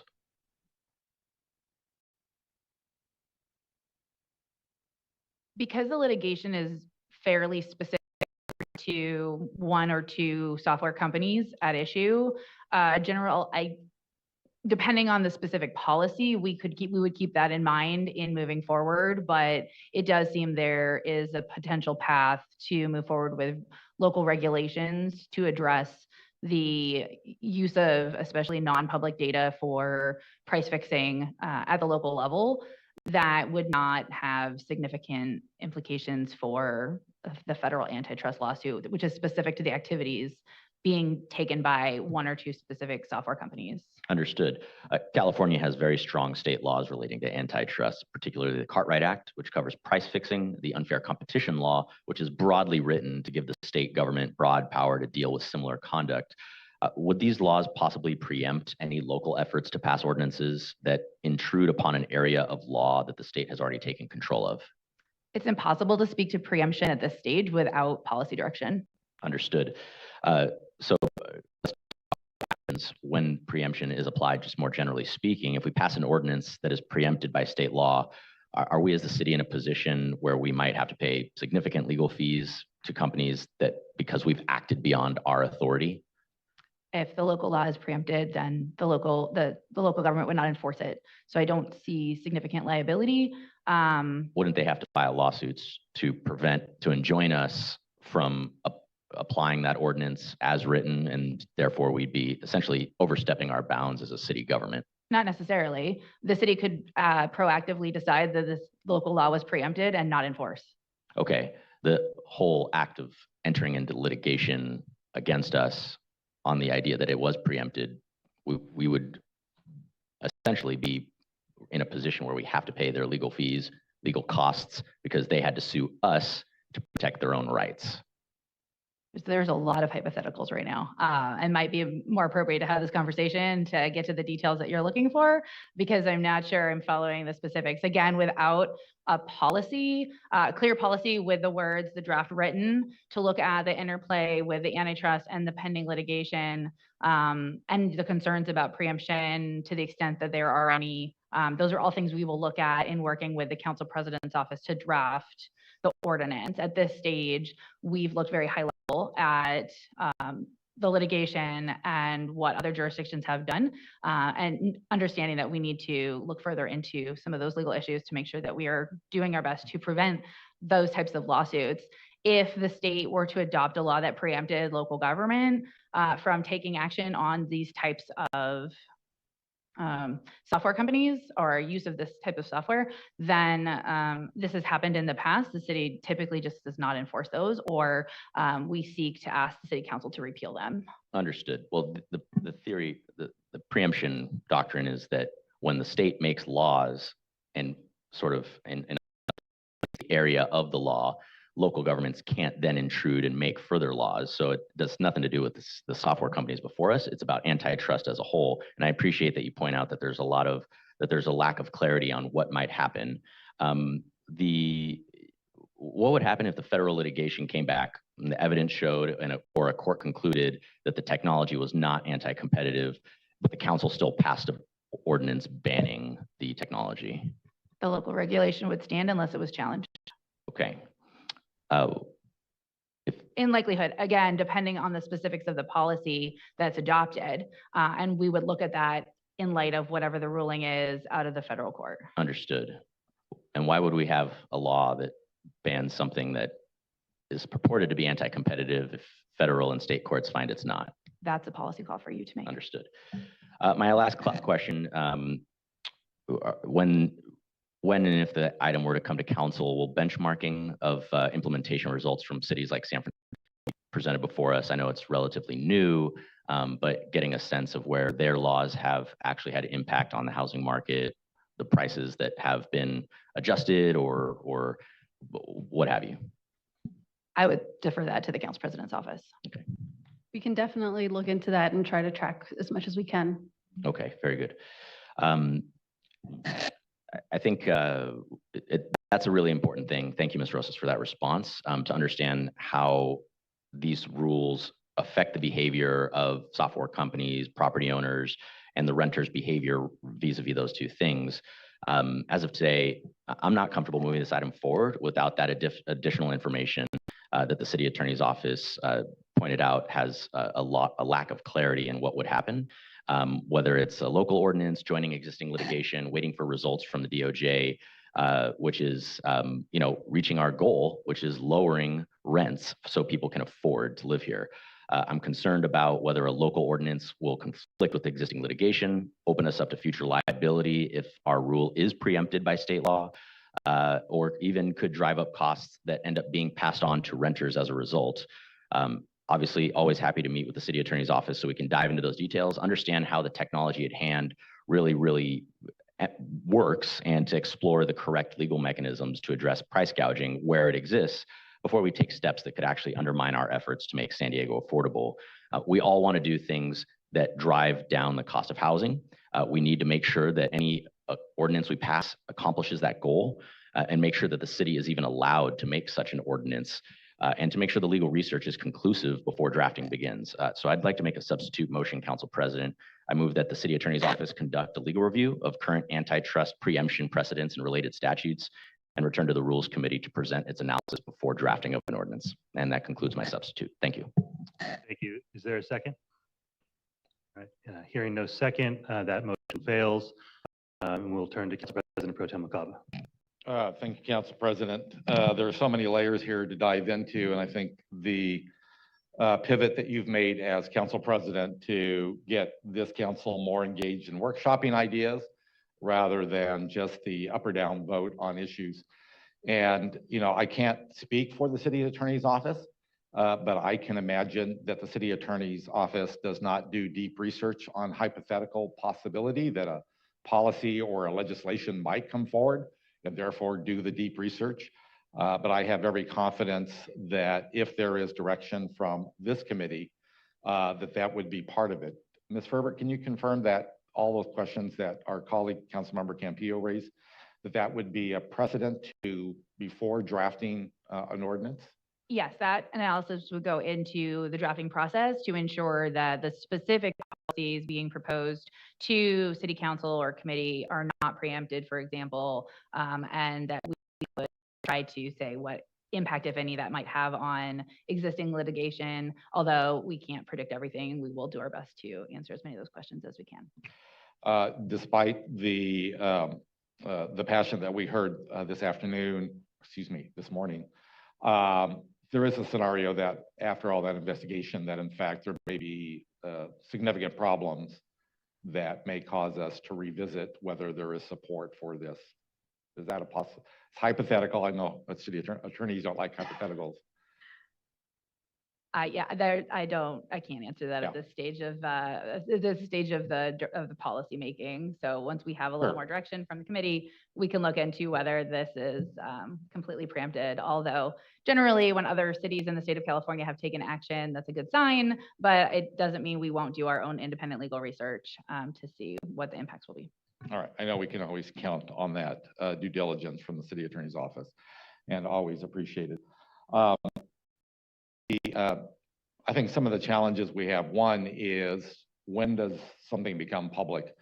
Every initiative that is pushed forward either by the mayor's office or by individual council members always have that day one, and I guess we can call Friday day one in terms of it becoming more public. And it's always a challenge of how do we actually get the business of the city done? How do we pivot in different directions? And as the council president talk about different priorities. And so I believe Friday was that day one. And the coupling of it being put on the agenda, coupled with the column, I think it was in the Voice of San Diego, certainly was the advertisement that this was coming forward. And then I appreciate the council president, you making that comment, and Councilmember Lee making sure that you doubled down on it, that before anything came in front of the full council, that there would be an extraordinary outreach, because the implications of the unintended consequences of trying to parse out the very narrow thing that we're talking about today, I think deserves a larger conversation, especially with people in the industry. So I should have started out by thanking you and your office for the good work, Ms. Rosas, for the good work you've done, Ms. Herbert, for whatever work you've done so far on this. This is not easy conversations. And I think I feel like it's important to remind ourselves that we have housing because we have for-profit developers. You know, whether you own your home, whether you rent, every one of those buildings was built by a for-profit. That is the world we live in. Whether you call housing a human need or a human right, the fact is we rely on private landowners, private developers, and private capital to actually deliver it. And as such, we will continue to be subject to market forces. Having been in the industry, I know a lot of projects pencil because they anticipate future rent increases. Their project doesn't pencil today, may not tomorrow, but the day after that is when their project actually makes sense. And so we know that there is inevitability in terms of how rent increases is just part of life because we rely on the private market to drive that conversation. And we're very limited in our current laws and philosophies about having any interference with that going forward. But to the degree that there is one single element that has an abnormal effect on that, I think is worth taking a harder look at there. To those who wonder why are we talking about this today, we can only talk about one thing at a time. I think we know as a big city with many challenges, there are multiple things that we are talking about, we're working on, and only when something is right, actually bring it forward. Does that mean all the other issues that everybody mentioned is not being talked about, not being addressed? Yeah, no. There are plenty of conversations going on. Some of those that are within our city, like as Councilmember Lee mentioned, increasing density through our community plan updates, changing most projects to by right instead of discretionary, and trying to or streamline permitting are all things that is within the city's control. And I think we're doing a very good job on that. The marketplace does suffer challenges going forward that limits the production of housing, and we've talked about that at length. But I think this is with the assurance from the council president about the inclusion of all stakeholders in this conversation, with the due diligence that I know the city attorney's office will have to the issues that are raised by Councilmember Campillo. I'm going to be supportive of this moving forward today, and happy to play my role in terms of facilitating those conversations as well. We need to be very, very careful in how we do this. Technology is here as part of our lives. It is part of the rental marketplace. We need to make sure that we don't thwart that going forward. But this seems to be a very narrow thing that if it only increases artificially rental prices by, as they advertise themselves, 2 to 5%, it's worth tackling. Every little thing that we can do is worth pursuing. And repeating myself and repeating what I heard from the council president and the city attorney, every effort is going to be made to be very inclusive in this conversation before it is ripe to come to full council. So I will be supporting this. Thank you for the luxury of time on that one. Yeah, thank you, Council President Pro Tem. Councilmember Moreno. Thank you for the presentation, Maya, and thank you to the President and the City Attorney's Office for bringing this proposal forward. This is absolutely a problem that needs to be addressed, because when you combine how unaffordable housing is here in San Diego with inflated rental rates, the result is that our housing crisis gets even worse because there's less places for people to live in. If people cannot afford to live here, either by owning a home or renting a home, then we risk losing the backbone of our city's workforce. Middle income professionals like teachers, nurses, police officers, engineers, and also many, many, many city employees. This is not a good future for San Diego. Rental rates should be based on fair market value and not on rates that are the result of collusions that is coordinated through AI software. To be clear, if there is a collusion amongst property owners to keep rents high across the city, this is not acceptable and it absolutely needs to stop. I also believe that making sure all stakeholders are engaged as we move forward with this process is very important. Discussing the details of a potential ordinance with everybody affected by it will result in a better end product. And I am encouraged by the council president's commitment to have conversation with stakeholders, both property owners and renters. Thank you, Council President, for that commitment.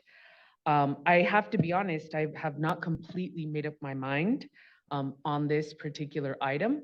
What I do know for certain is that rent is too damn high. And therefore, in my opinion, this does warrant further conversation. So I will be supporting this motion before us today. And that concludes my comments. Thank you. Thank you, Councilmember Moreno. And I'm glad you mentioned homeownership because I don't know that we were explicit about that. I do intend to work with the city attorney's office to see how we can apply the same law to the potential price fixing of for sale homes as well. So if there are platforms and technologies being used that are artificially inflating those prices, it's the same practice and the same and with the same effect of driving up housing costs, making it more difficult for folks to buy a home and to your point, to see a future in our city. That is certainly something that I intend to explore with them again in partnership with all of the potential impacted stakeholders. Thank you for your support. We have a motion on the floor. It was seconded by Councilmember Lee and Natalie, if you please call the roll. The item passes 4-1 with Committee Member Campillo voting no. All right, thank you so much. Would you please introduce item 4? Item 4, amendments to Council Policy 000-10 regarding flags and other displays in the City Administration Building and audio and visual media guidelines. If you're watching on City TV or the live stream online and would like to call into the meeting to speak, please call 1-669-254-5252. When prompted, input webinar ID 160-549-8117#. Council President. Thank you. All right, if our distinguished presenter would introduce yourself before you get started and let us know how much time you'd like for this presentation. Thank you so much, Council President and Council members. I'm actually spreading the wealth now in my department. So I am your City Clerk, Deanna Fuentes, and with me here today is my Deputy Director, Jennifer Berry of Legislative Services. She will be giving the presentation on this item today. I did just want to have some introductory remarks that this policy has not been updated in quite some time, and it was flagged for us to update it to ensure that we are including cybersecurity, as well as having codification of current policies being already in place for the lobby and the flags that are a recent addition here to council chambers. And we'll have 8 minutes for our presentation. Jen, please proceed. Good morning, Council President and Council and committee members. My name is Jennifer Berry, and I'm the Deputy Director of Legislative Services in the Office of the City Clerk.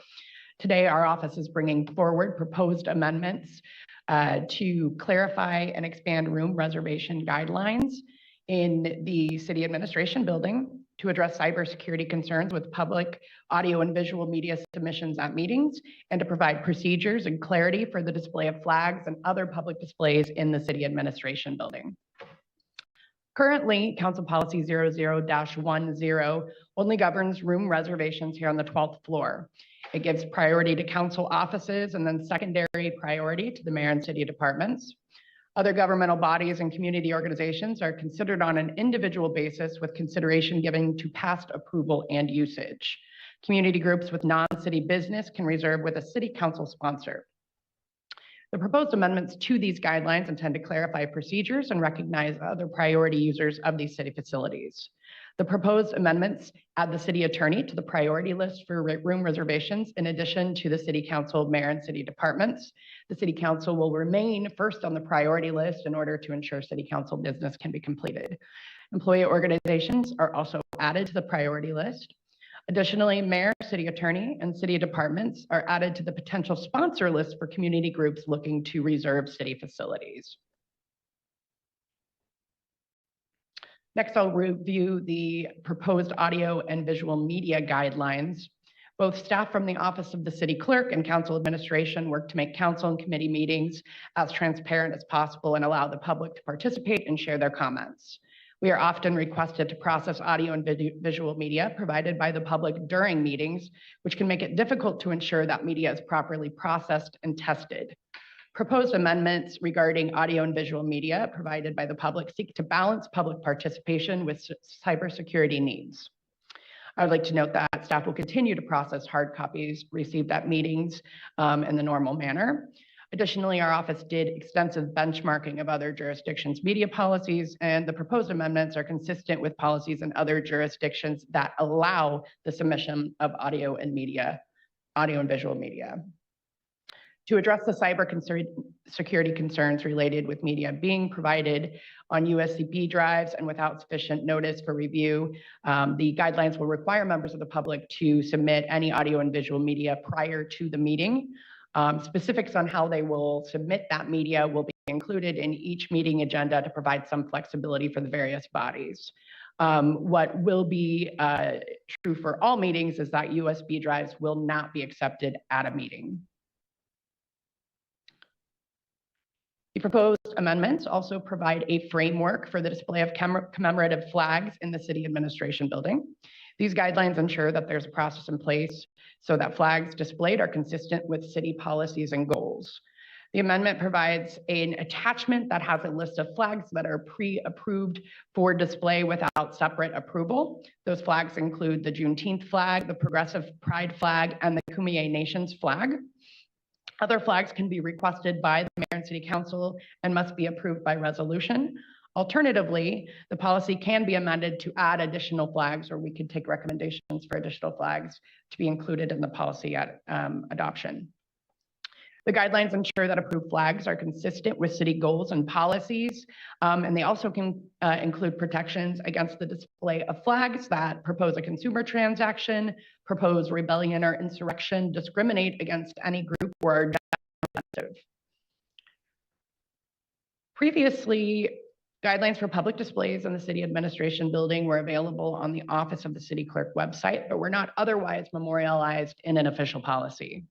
In the proposed amendments, displays are reserved for government agencies, city employee organizations, other nonprofit and community civic organizations that have a sponsor from the mayor's office, a city council office, or a city department. I'd like to note the draft does not include the city attorney, but we plan on adding the city attorney as a potential sponsor in the final draft that will come to council. Applications are made to the Office of the City Clerk and will be processed according to the policy. I want to thank the city attorney, especially Chief Deputy City Attorney Heather Ferber, for her assistance in developing this policy. I also want to thank the committee for their time and attention. We request that the committee recommend the proposed amendments for full city council review. We are here to answer any questions regarding the proposed amendments or incorporate any suggestions. All right, thank you so much. Let's hear public comment, please. The public comment period for item 4 is now open, and we have received 3 speaker slips from individuals in chambers. Each speaker will have a minute and a half. Michael Brando, please approach the lectern. You'll be followed by Lori Saldana and Cesar Javier.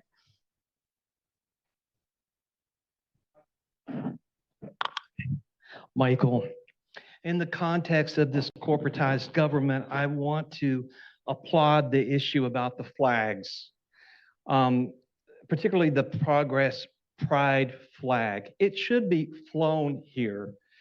The reason I say this is because it's become clear that there is a continuing animosity toward gay people. It's covert, but it's out there, it's real. I saw that with my association with a lot of the people who were involved in the COVID pushback. Yeah, a good number of them were actually very antagonistic toward gay people.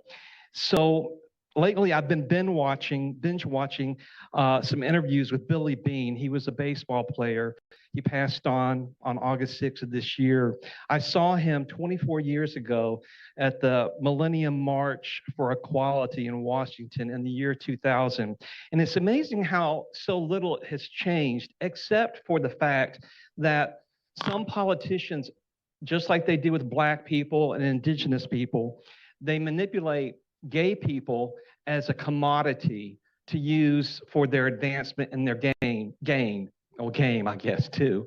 And they're really not caring about people. So the point of all this sharing is all of this is about caring and trust, and anything that points to that, any actions that do that, I'm all for it. Thank you. Thank you. Lori Saldana.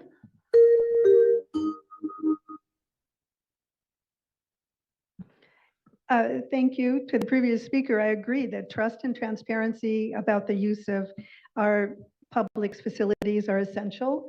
I had a video of something that happened that I'm still not fully understanding, and as former state presiding officer who was in charge of proper meeting management in the chamber, in the legislature, this is what people saw on July 1st, 2024, when the city council was supposed to be in session. A blank screen.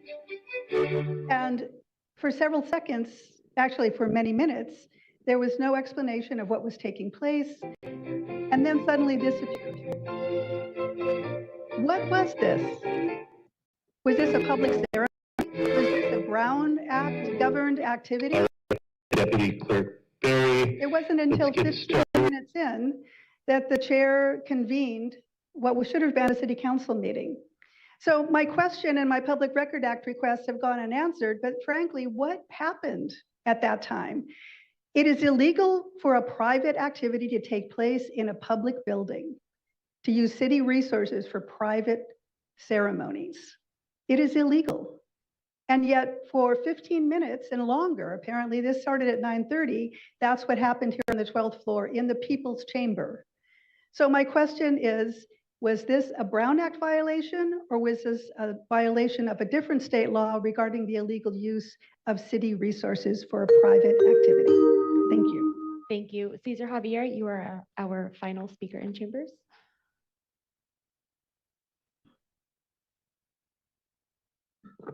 Thank you for the teaching. Was there a precedence of an ordinance prior to your amendments? Please answer me.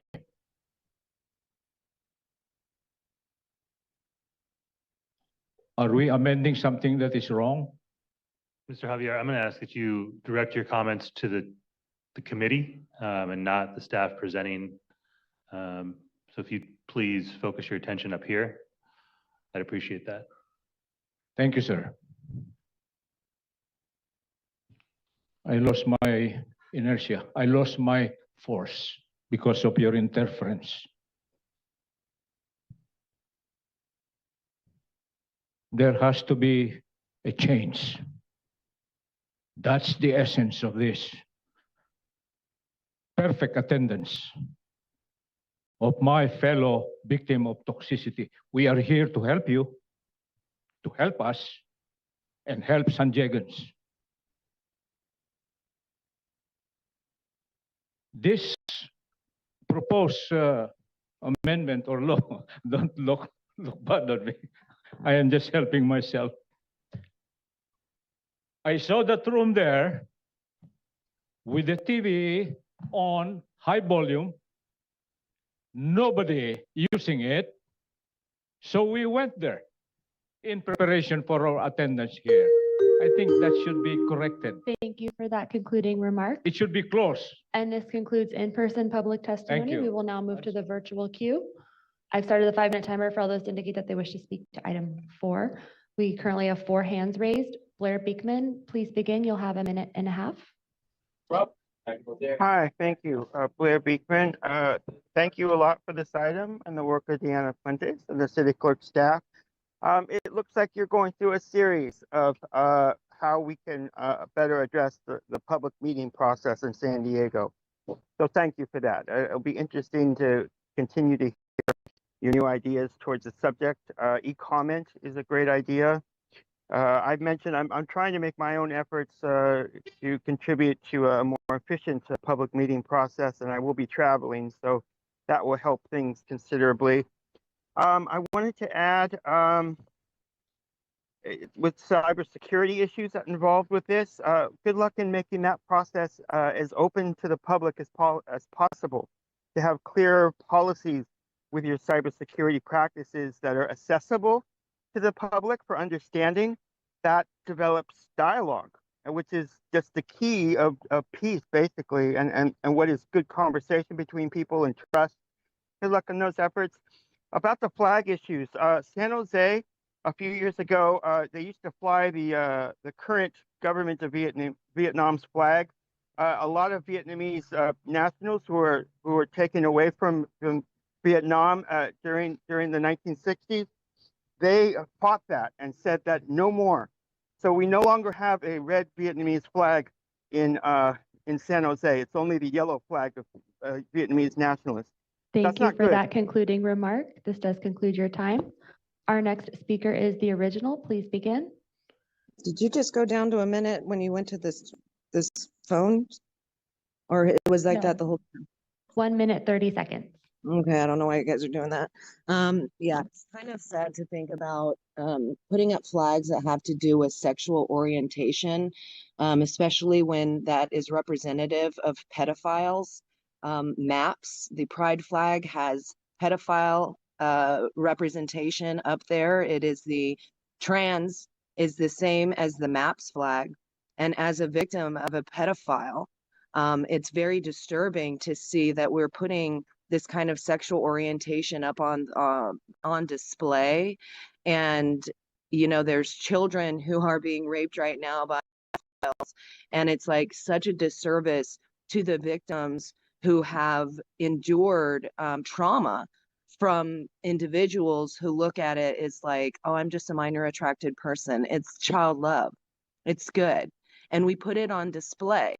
And it's very disturbing because we shouldn't be putting up sexual, you know, representation like that when there are victims who have to suffer the rest of their lives due to the people that are represented on those flags. So, you know, it does a disservice when you talk about, you know, like wanting to protect, you know, people and all of these things, but you know, basically disregard people like, you know, I'm wondering about the 5-year-old little girl who's raped by the pedophile who came across the border illegally, and that's being hidden.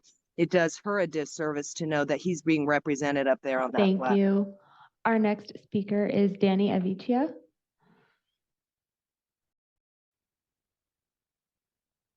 Hello and good morning. Can you confirm that you can hear me? Yes. Wonderful. My name is Danny Avidia, member of District 3. I'm here to support the proposed amendment to this council policy. These bring clarity and inclusionary methods and proposals to the city administration operations and meeting spaces and to public displays as well. I'd like to express my gratitude to City Clerk Diana Fuentes and Jennifer Berry for the due diligence and refining these processes and ensuring they are clear, accessible, and representative of our community. Alongside the thoughtfulness and additions, I would like to suggest the consideration of the POA and MIA flag to honor our military service members. The transgender flag for greater visibility for our trans community members, and the disability flag to show our commitment to inclusionary and accessibilities for all San Diegans. Thank you so much for the opportunity to share. Thank you to the Office of the City Clerk. Thank you. Our next speaker in the queue is Kathleen Lippett. Please begin. Thank you. Good morning, Council. My name is Kathleen. Personally, I think this item seems unnecessary and potentially politically divisive. The reference to San Jose's display of the Vietnam flag is a good example.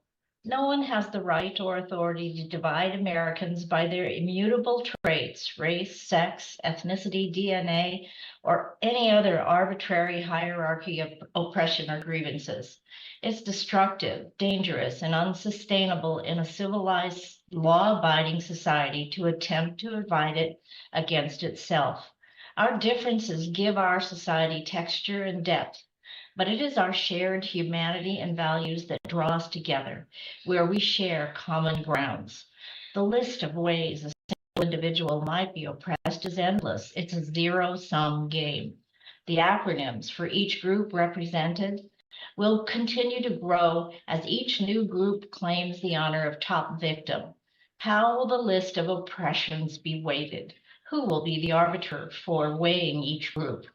It would require fractionating endlessly until who is left is the individual. And that is what the West strive to attain: individual autonomy and sovereignty. Thank you for letting me speak. Thank you. The 5-minute timer has concluded. Our final caller in the queue is call-in user 1.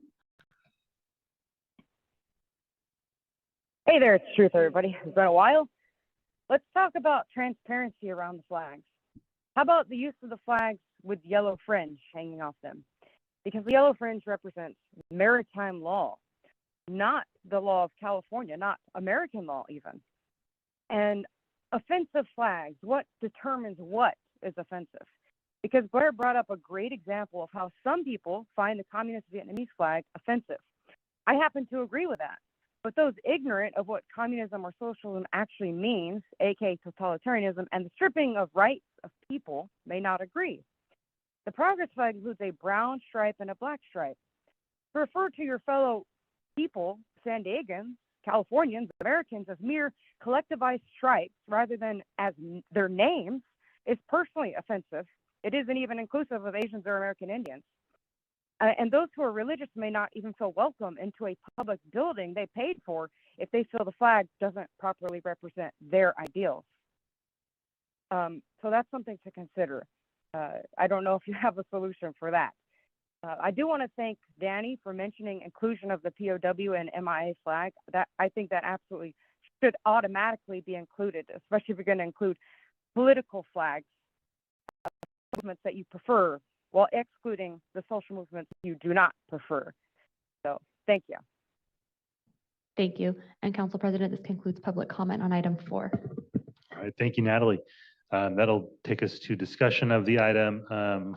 I don't see any comment or any request to speak. I'm happy to make a motion and I'll turn to Councilmember Campillo. I'll second it, Council President. All right, Council President Pro Tem LaCava. I guess I will jump in with comments. Thank you for the heavy lift. Getting into these old policies is never a fun thing to do, but it's so necessary. And you've displayed what we see often when we pick up the old ones. We essentially rewrite the entire thing. And as was, I think, implied by every public commenter, to have a set of rules that are clearly out there so that everybody understands, so everybody knows how to give direction. If anybody asks questions, there's consistency and applicability on that. Is a very good thing. And then, of course, always bringing our policies, relatively speaking, up to date is a good thing. On the big picture, I'm very supportive of this. However, since you're actually bringing language here, I'm actually not comfortable with the language that's actually in here and have a lot of problems having rewritten, updated a lot of policies myself. I think there's a lot of problems in there, and I'm trying to figure out how to address it. One of the issues that I had was this policy drifts, that it's a council policy. And I know there's been a lot of discussions ever since the strong mayor form of government came in, what we do with council policies. It's clearly the lowest threshold. They actually get something adopted, but there's confusion about how much a council policy applies to anybody outside of the city council itself. We can't tell other branches what to do and how to do it. I note that the policy morphs from just talking about meeting facilities, which I guess I would argue that the city council has some control about the chambers as well as the committee room, and then goes into city property generally.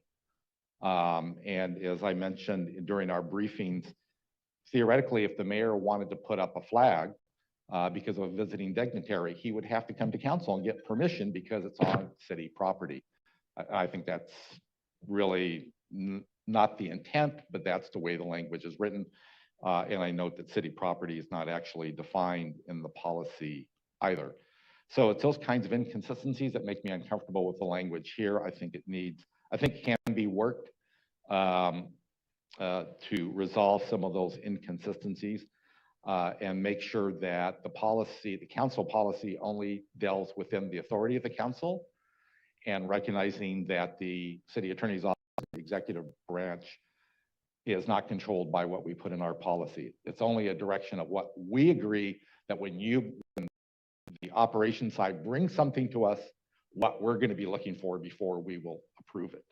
This seems to actually control what other branches are doing. So to that degree, I'm uncomfortable. So I don't know, Deanna or Ms. Ferbert, whether you want to respond to that at this point and how we can resolve that, my concerns going forward. You're correct. Originally, the intent was because it was flagged for us because of the flags that started coming into council chambers. And the intent was just to discuss the flags within council chambers.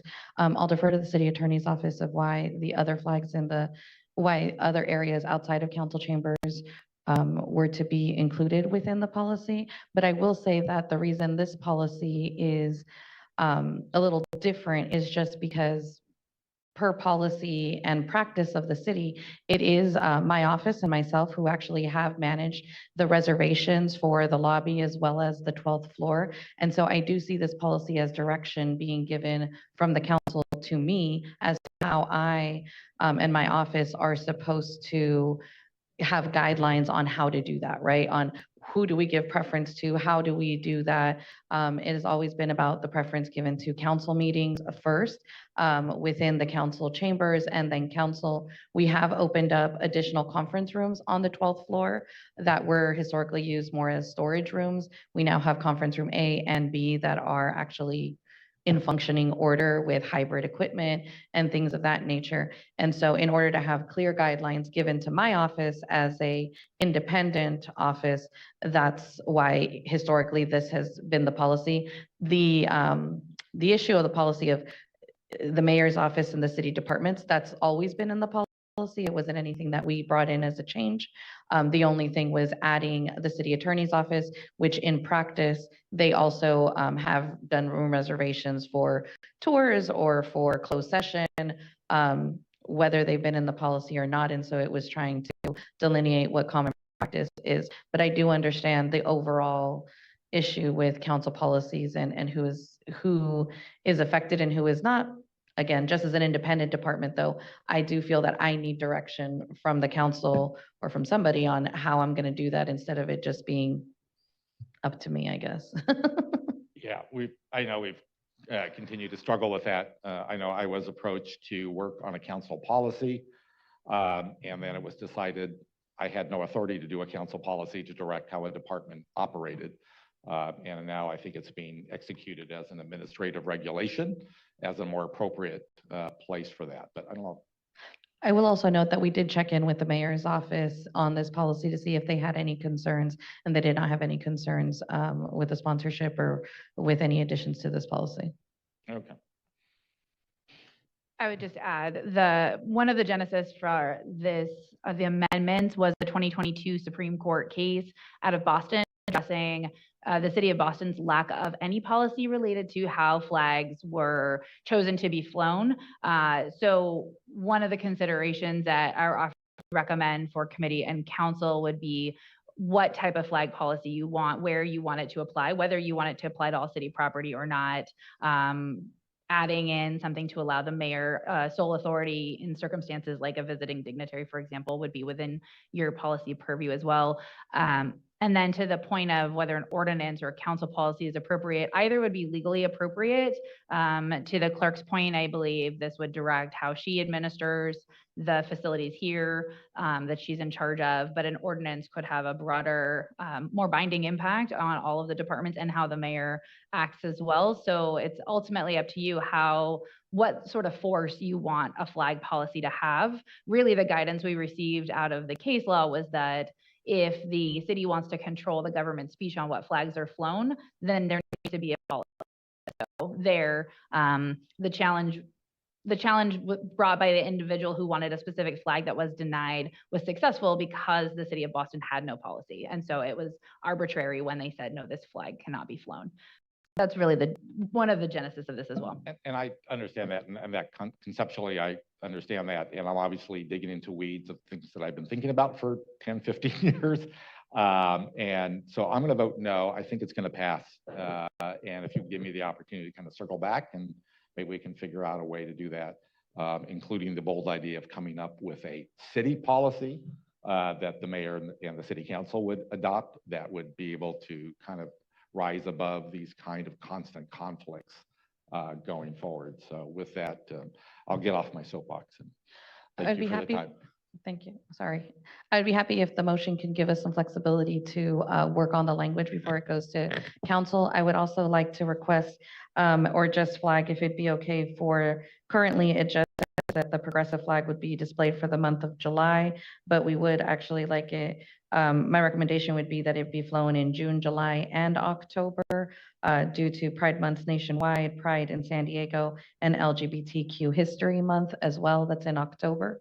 And then just again, the addition that Jen talked about, which is the sponsorship for not just the committee room or the meeting rooms, but also in the display areas for the city attorney to also be given priority in those areas as well, or sponsorship opportunities in those areas as well. Understood. So let me go to Councilmember Moreno, and then we can kind of circle back based on the motion that's in front of us. Councilmember Moreno. I just wanted to make a motion to move staff's recommendation. I'd made the initial Oh, motion. I'm happy to second. We've got the motion in the second. I think I do have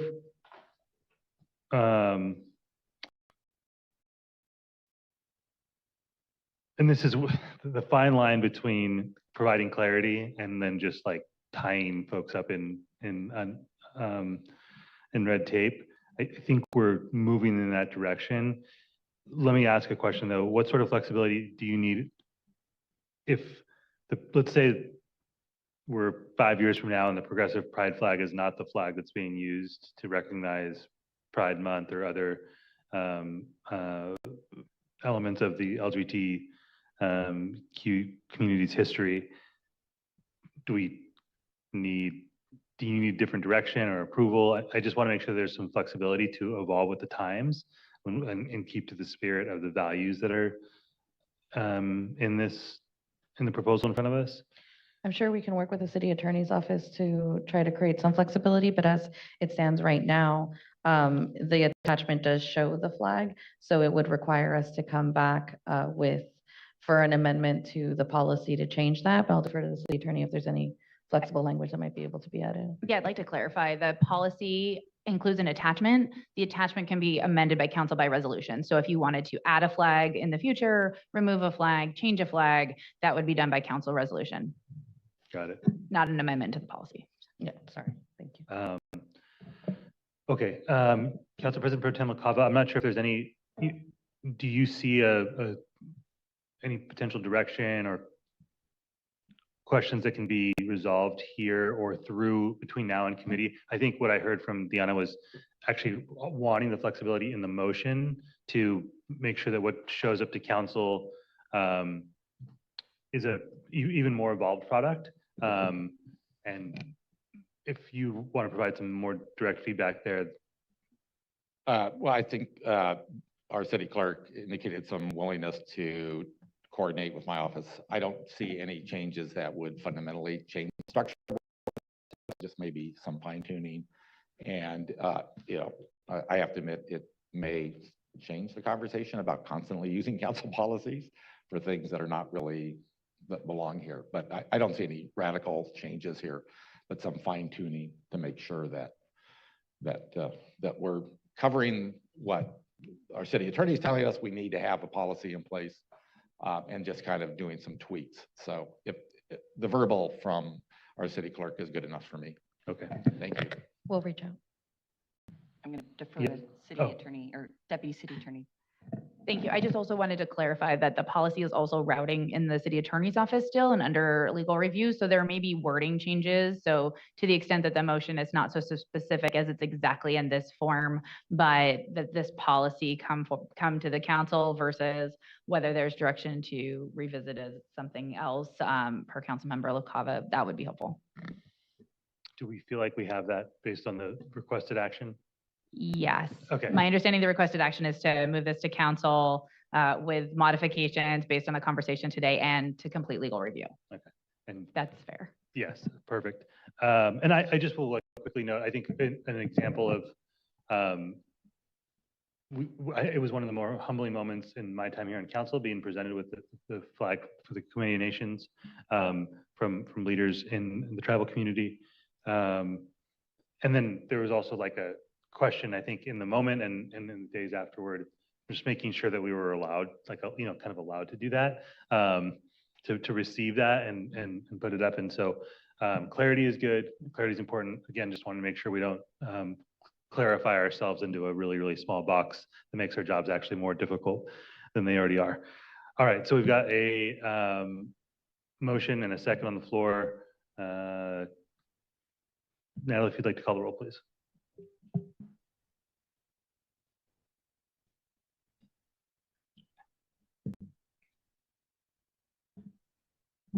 And the motion passes unanimously, 5-0.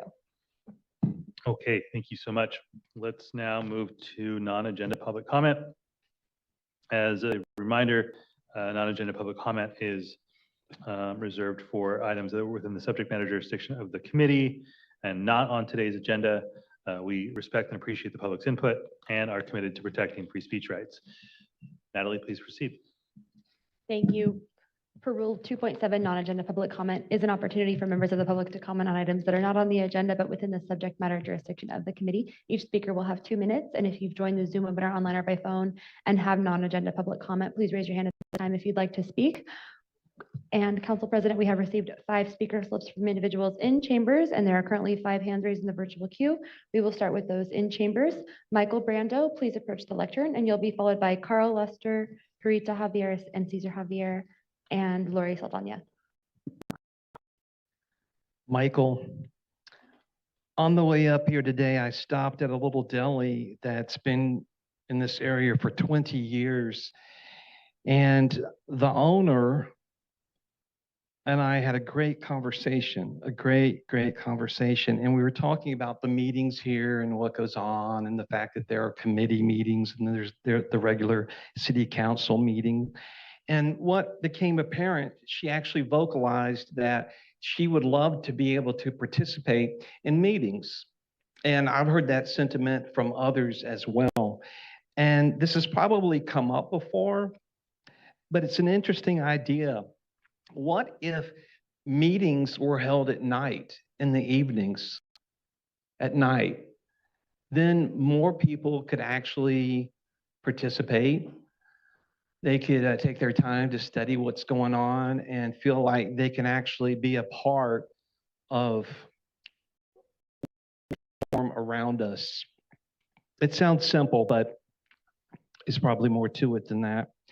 She also talked about how many people, and this is very apparent, especially downtown, people feel armored. I'm not talking about with guns, but armored, very tense these days. And we talked about how a lot of this has to do with what's gone on for the last 4 years and the misinformation that has come out from these bodies regarding all of that. And I'm going on and on about this because this goes back to the whole point of being transparent, being open, and not just talking about those words on a surface level, but actually embodying it. I want to thank Joe LaCava for reading the statement. I've noticed he's been reading the statement that, Sean, you're supposed to read according to Lori Saldana about free speech. Thank you for doing that. You did that at the city council meeting yesterday, and I hope I see more of that. Thank you. Thank you. Carl Lester.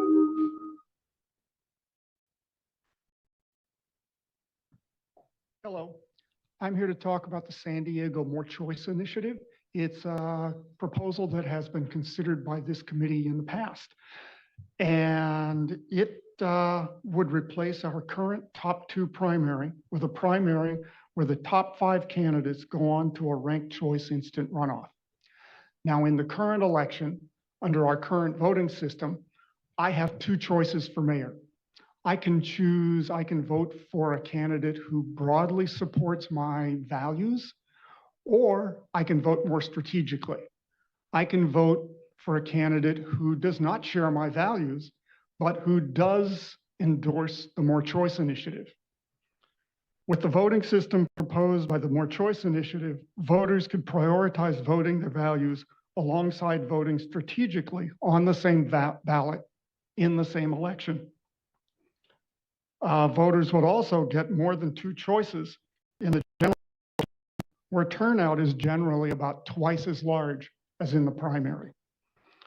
The instant runoff format would deliver a broader consensus of who the majority of voters want for their representatives. All of this would bring our elections closer to the values of full democracy, which is a goal I think we all share. Now, The state has the primary responsibility for writing election law. But democracy is not imposed from the top. Democracy boils up from the bottom. So let's put some heat under the pot. Let's do what we can now and after the election to move the San Diego More Choice Initiative forward. Let's give the voters of San Diego a chance to decide for themselves how they want to choose their local representatives. And thank you for giving me a few minutes to draw a little bit of attention to this important reform. Thank you for that concluding remark. Parita Javier and Cesar Javier, please approach the lectern.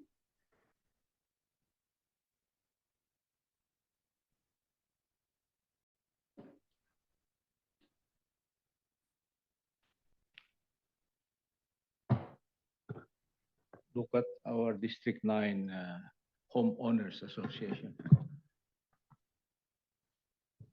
I am Parita J. Javier, victim of toxicity since 1997, and my husband here, Cesar, beginning in 2012 from next door. Ceramics manufacturing and Kellan Industrial home business since 1984, owned and operated by Donald J. Fraser and wife Evelyn Fraser at 5238 Streamview Drive, San Diego, California 92105, and situated in residential zone designated community.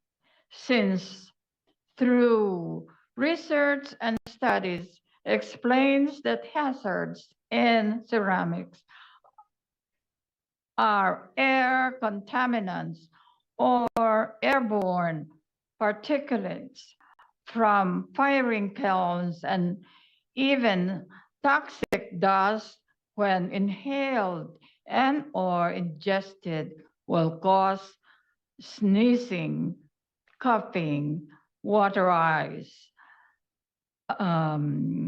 dizziness, irregular headache, irregular heart palpitation, which we both experienced in the past, even now, when they fire the oven makeshift.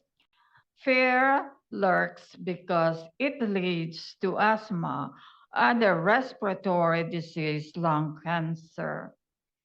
In fact, Center for Disease Control, CDC. Thank you, Cesar Javier. I'm also a victim of this since 2012. And I congratulate you because no one can put or locate, operate, construct, kiln. Thank God you are not the subject of these poison gases. But we are victims since 1984. Our neighbor, Vietnamese, Cambodian, Thai, Laotian, no say. They do not engage because they are working 16 hours a day, and they do not engage with us. Thank God. I gave you the list, sir, at the Navajo CPG.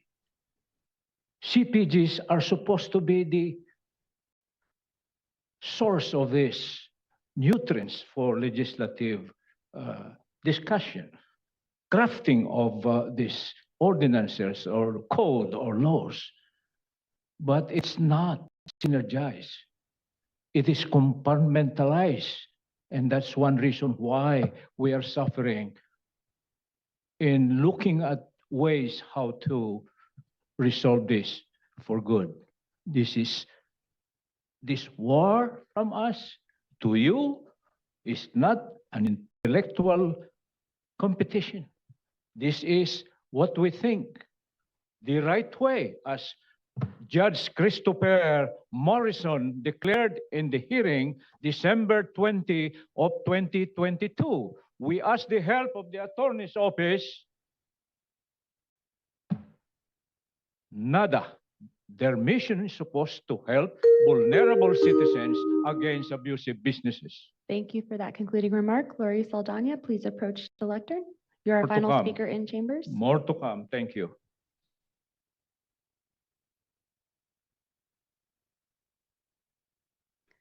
Thank you. Thank you for reading the statement affirming our free speech rights as the city attorney's letter required.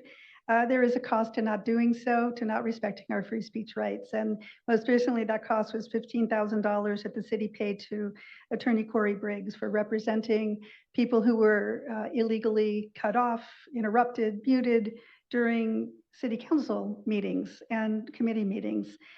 Related to that, the Brown Act allows of staff by members of the public. So, Council President, I would request that you not interrupt speakers if they address staff. It is part of what is allowed during public hearings, during meetings. They may address the staff under the Brown Act, including to criticize them. So these continued interruptions and distractions that break people's trains of thought, not appreciated and more importantly, not legal. I want to put up on the screen one more time the image that I sent. I noticed some smirking on behalf of the council president and council member Campillo when I played the video showing this mystery meeting on July 1st. There must be some inside joke going on about why this took place at the time it did, because you were clearly, you're not good poker players. You don't have good poker faces when things are brought to your attention that are on the gray area of law. There is a spirit and intent to public comments. And when they are denied, including through scheduling meetings outside of regular council time, you're violating the spirit and intent of public right to participate and comment in meetings. Thank you for that. And then finally, I have a question as a District 2 council or constituent. Where is Jen Campbell? Where is my council member? She's been missing for 2 months. She posted a notice she'd return in October and she hasn't. If she's had a health setback, I wish her a full recovery. In the meantime, Council President, appoint a replacement chair for her committee. Thank you for that concluding remark. Thank you. And this does conclude in-person public testimony. I've started the 5-minute timer for all those in the virtual queue to indicate that they have non-agenda public comment. We will begin with Blair Beekman. Please provide your comments. Hi, Blair Beekman. Thanks for the meeting today. I'm fully trusting what City Clerk Diana Fuentes can be working towards, what she's previously worked towards with the flag issues. I guess it's the future navigation that we're all questioning at this time. Good luck how we can navigate the future of the issue. That's what I was trying to offer with my public comment. There's red and yellow in San Jose. Good luck how we can balance that. Balance is the key. With other issues, thank you very much for how you talked about the item today about the future of the data collection and housing and rental issues. Another important issue. You guys had a good conversation. Thank you. And then on, I guess, yeah, to mention again, I will be traveling to Southeast Asia. It'll be nice to attend a public meeting here in San Diego from Southeast Asia over Zoom. It'll be like 11 o'clock at night, but I can't be doing that a lot. But so my public meeting time will be growing more limited. And so I'll be writing more. I'll be writing, you know, I could simply phone call and see what's happening with Jennifer Campbell. I invite others to do the same. I hope she's okay, and I think they'd probably appreciate just to hear people checking up on her, seeing if she's okay, and hopefully can return soon. And to conclude, thank you for the public comments. First public commenter today, asking about openness and accountability. To tie up how I was talking about these sort of items this week, you know, from war at the national level that's going on, we're practicing that here in San Diego at this time, the way we're talking about Memorial Park issues. We're talking about it in terms of opacity, confusion. We have to really want to be open and clear. And by doing that, we work towards peace and accountability, open democracy, participation. That fights war, that addresses war and works towards peace. And then we share that with the world as peace. Thank you for that. Thank you for that concluding remark. This does conclude your time. Our next speaker is Becky Rapp. Please begin.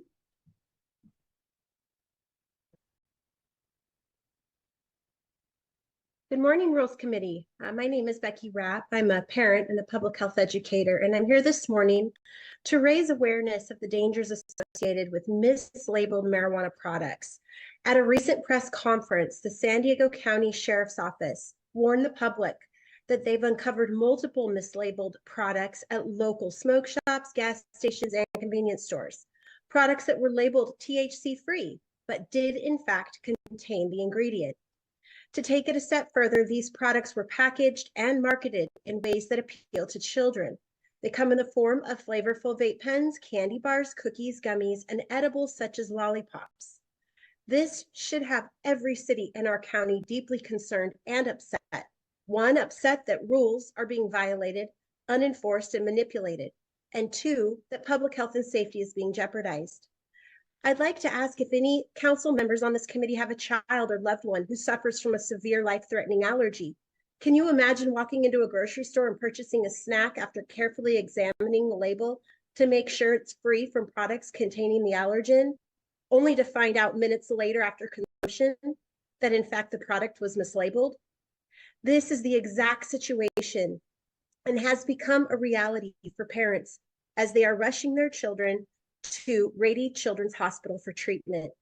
Dr. Natalie Lobb, who specializes in pediatrics and child abuse, has stated that this is a reality at our ER, and sadly, she sees these cases every day. I ask this committee to recognize that rules are being violated, and weakening the confidence residents have in government's ability to regulate dangerous products. Please partner with local law enforcement and demand that products are put through stricter and more vigorous testing procedures. Thank you. Thank you. The 5-minute timer has concluded. We have it has not concluded yet. With 30 seconds remaining, we have 6 callers in the queue. Peggy Walker, please begin. Thank you. Like the previous speaker, many of us in public health question why regulatory rules for the marijuana industry are so extremely lax and condescending to the industry to the detriment of public health. Another case in point is the fact a high degree of dangerous contaminants are going unregulated into legally marijuana products. Why is this allowed? Statewide assessment shows rules relating to testing marijuana contaminants are flawed. A Wall Street Journal article confirms that growers, labs, and regulators appear to be exposing users of legal marijuana to dangerous contaminants such as mold. According to Tess Elder, University of Colorado research associate, laboratories are underreporting concentrates of contaminants, including mold, and this has been confirmed by a San Diego test lab owner. The Wall Street Journal found analysis of 2 million testings showed mold-tainted marijuana products are cleared for sale. This tells us there's no way of knowing what you're buying when a system doesn't play by the rules. Government at every level has failed to ensure safe marijuana testing, and it's time to hold growers, those testing and selling marijuana products accountable. I urge this committee to support stronger rules and regulations for the testing of contaminants. The marijuana industry is putting pot users, especially those with compromised immune systems, at risk for infection, dangerous immune responses, and even death to allergic reactions. Thank you. Thank you. The 5-minute timer has concluded, and there are 4 hands remaining in the virtual queue. We will take no additional callers after these 4. Megan Stewart, please provide your comments. Thank you. Good morning, members of the Rules Committee. My name is Megan Stewart, and as someone who's experienced working with children who have experienced secondhand smoke, I would like to share some information regarding new rules in the city of Carlsbad regarding smoke-free multi-unit housing. Last month, the city of Carlsbad passed a sweeping ban on smoking and vaping in or around multifamily residential buildings, which is a huge public health win. The new rules matter was considered as the Surgeon General estimated that secondhand smoke causes the premature death of 41,000 adults and more than 400 infants each year. And deaths caused by secondhand smoke have disproportionate impact on Black Americans and Hispanic and Latino Americans. Along with secondhand smoke from cigarettes and marijuana, secondhand aerosol from e-cigarettes is also a source of secondhand exposure to nicotine, which contains aldehydes and heavy metals. These rules regarding smoke-free multi-unit homes would eliminate the threat of secondhand smoke for individuals living there. Smoke can seep into units from other units where smoking may be happening, possibly causing harm to those who may not even know it. Smoke can come from shared areas such as balconies and outdoor areas, and can even travel through tiny cracks and crevices in walls, floors, electrical lines, and plumbing. Studies also indicate that smoke-free homes and workplaces encourage smokers to quit and reduce the number of cigarettes they consume per day. May I suggest that the Rules Committee consider a similar proposition to Carlsbad to protect San Diego citizens and ensure that everyone has the right to breathe clean and smoke-free air. Thank you. Thank you. Next is the original. Please begin. Yes, it's interesting that there's no transparency as far as what's going on with Jennifer Campbell. When, there's no one to represent her constituents, it's you guys should be doing something to, inform the people of what's going on, how long it could possibly be, and possibly start to mitigate something if it's necessary to have somebody else come in her place, because people should not be disenfranchised by having no representation up on these committees and the council meetings. But I wanted to let people know and encourage people that as we get down to election day, not to go vote early, because it's a very easy way for them to usurp your vote and vote for you. People may not believe in election fraud, but it happens, and we know it does every time.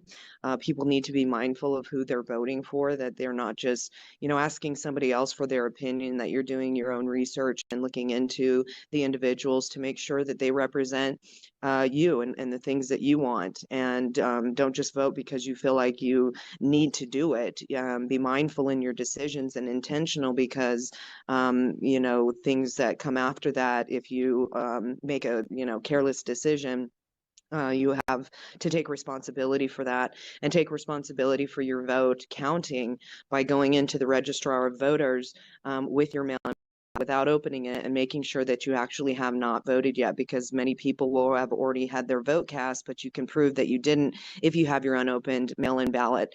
And if you have had your vote taken, you can file a police report for identity theft, because your identity has been stolen at that point.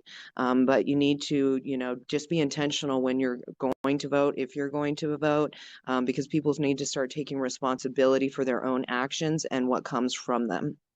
Thank you. Our next speaker is Patty Medina. Patty, please begin. Yes, this is Patty Medina. I live in District 9.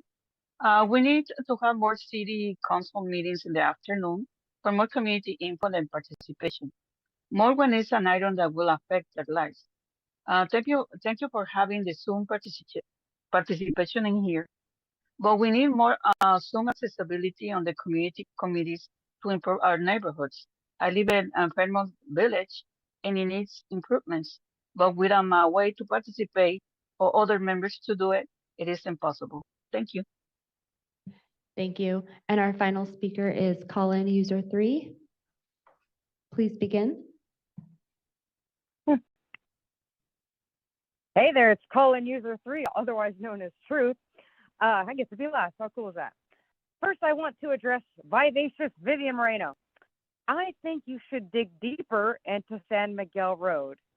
Just a hunch, some breadcrumbs that there may be a bigger story around that area that may serve as a roadblock, just a heads up. Now, talking about elections, no person can directly vote for the president. You come right in there, Mickey Mouse, and the same person's gonna be selected president by the electors, not you. And I understand that may be shocking to people, but from Article 2, Section 2 of the Constitution of the United States of America, quote, each state shall appoint electors. The electors shall vote for 2 persons, and they shall make a list of all persons voted for. The person having the greatest number of votes shall be the president. If no person have a majority, then from the 5 highest on the list, the House shall choose the president, end quote. No presidential candidate has ever told the American people that lawful reality. And the electors never choose anyone who isn't the face of one of the 2 parties on TV. And we never hear mention of the other 4 people on the list the electors are supposed to make. but there's a solution. Do vote local and learn our law, the real law, the Constitution, and defend it on behalf of every single fellow American. From the case In Re K, quote, the very possibility of adverse reaction may aid in the correction of evils which would otherwise escape opposition. Free speech may indeed best serve its high purposes when it induces a condition of unrest, creates dissatisfaction with conditions as they are, or even stirs people to anger. Speech is often provocative and challenging. It may strike at prejudice and preconceptions and have profound, unsettling effects as it presses for acceptance of an idea, end quote. All speakers are protected by law to mention all government employees and to speak freely in the manner and language that they choose. Anything else is deprivation of rights, which is a federal offense. That's one of the reasons I don't miss the council meetings at all. However, one of these days I'll randomly drop in and say hi. I kind of miss Joe. Hope you guys Thank have a you good for rest that of your concluding day. remark. This does conclude your time, and Council President, this will conclude public comment, or this will conclude non-agenda public comment. All right, thank you, Natalie. So that brings us to the end of our agenda. I want to thank you and all of our folks who help support the committee. We will now adjourn this meeting until the next Rules Committee meeting in 2025. Thank you, everyone.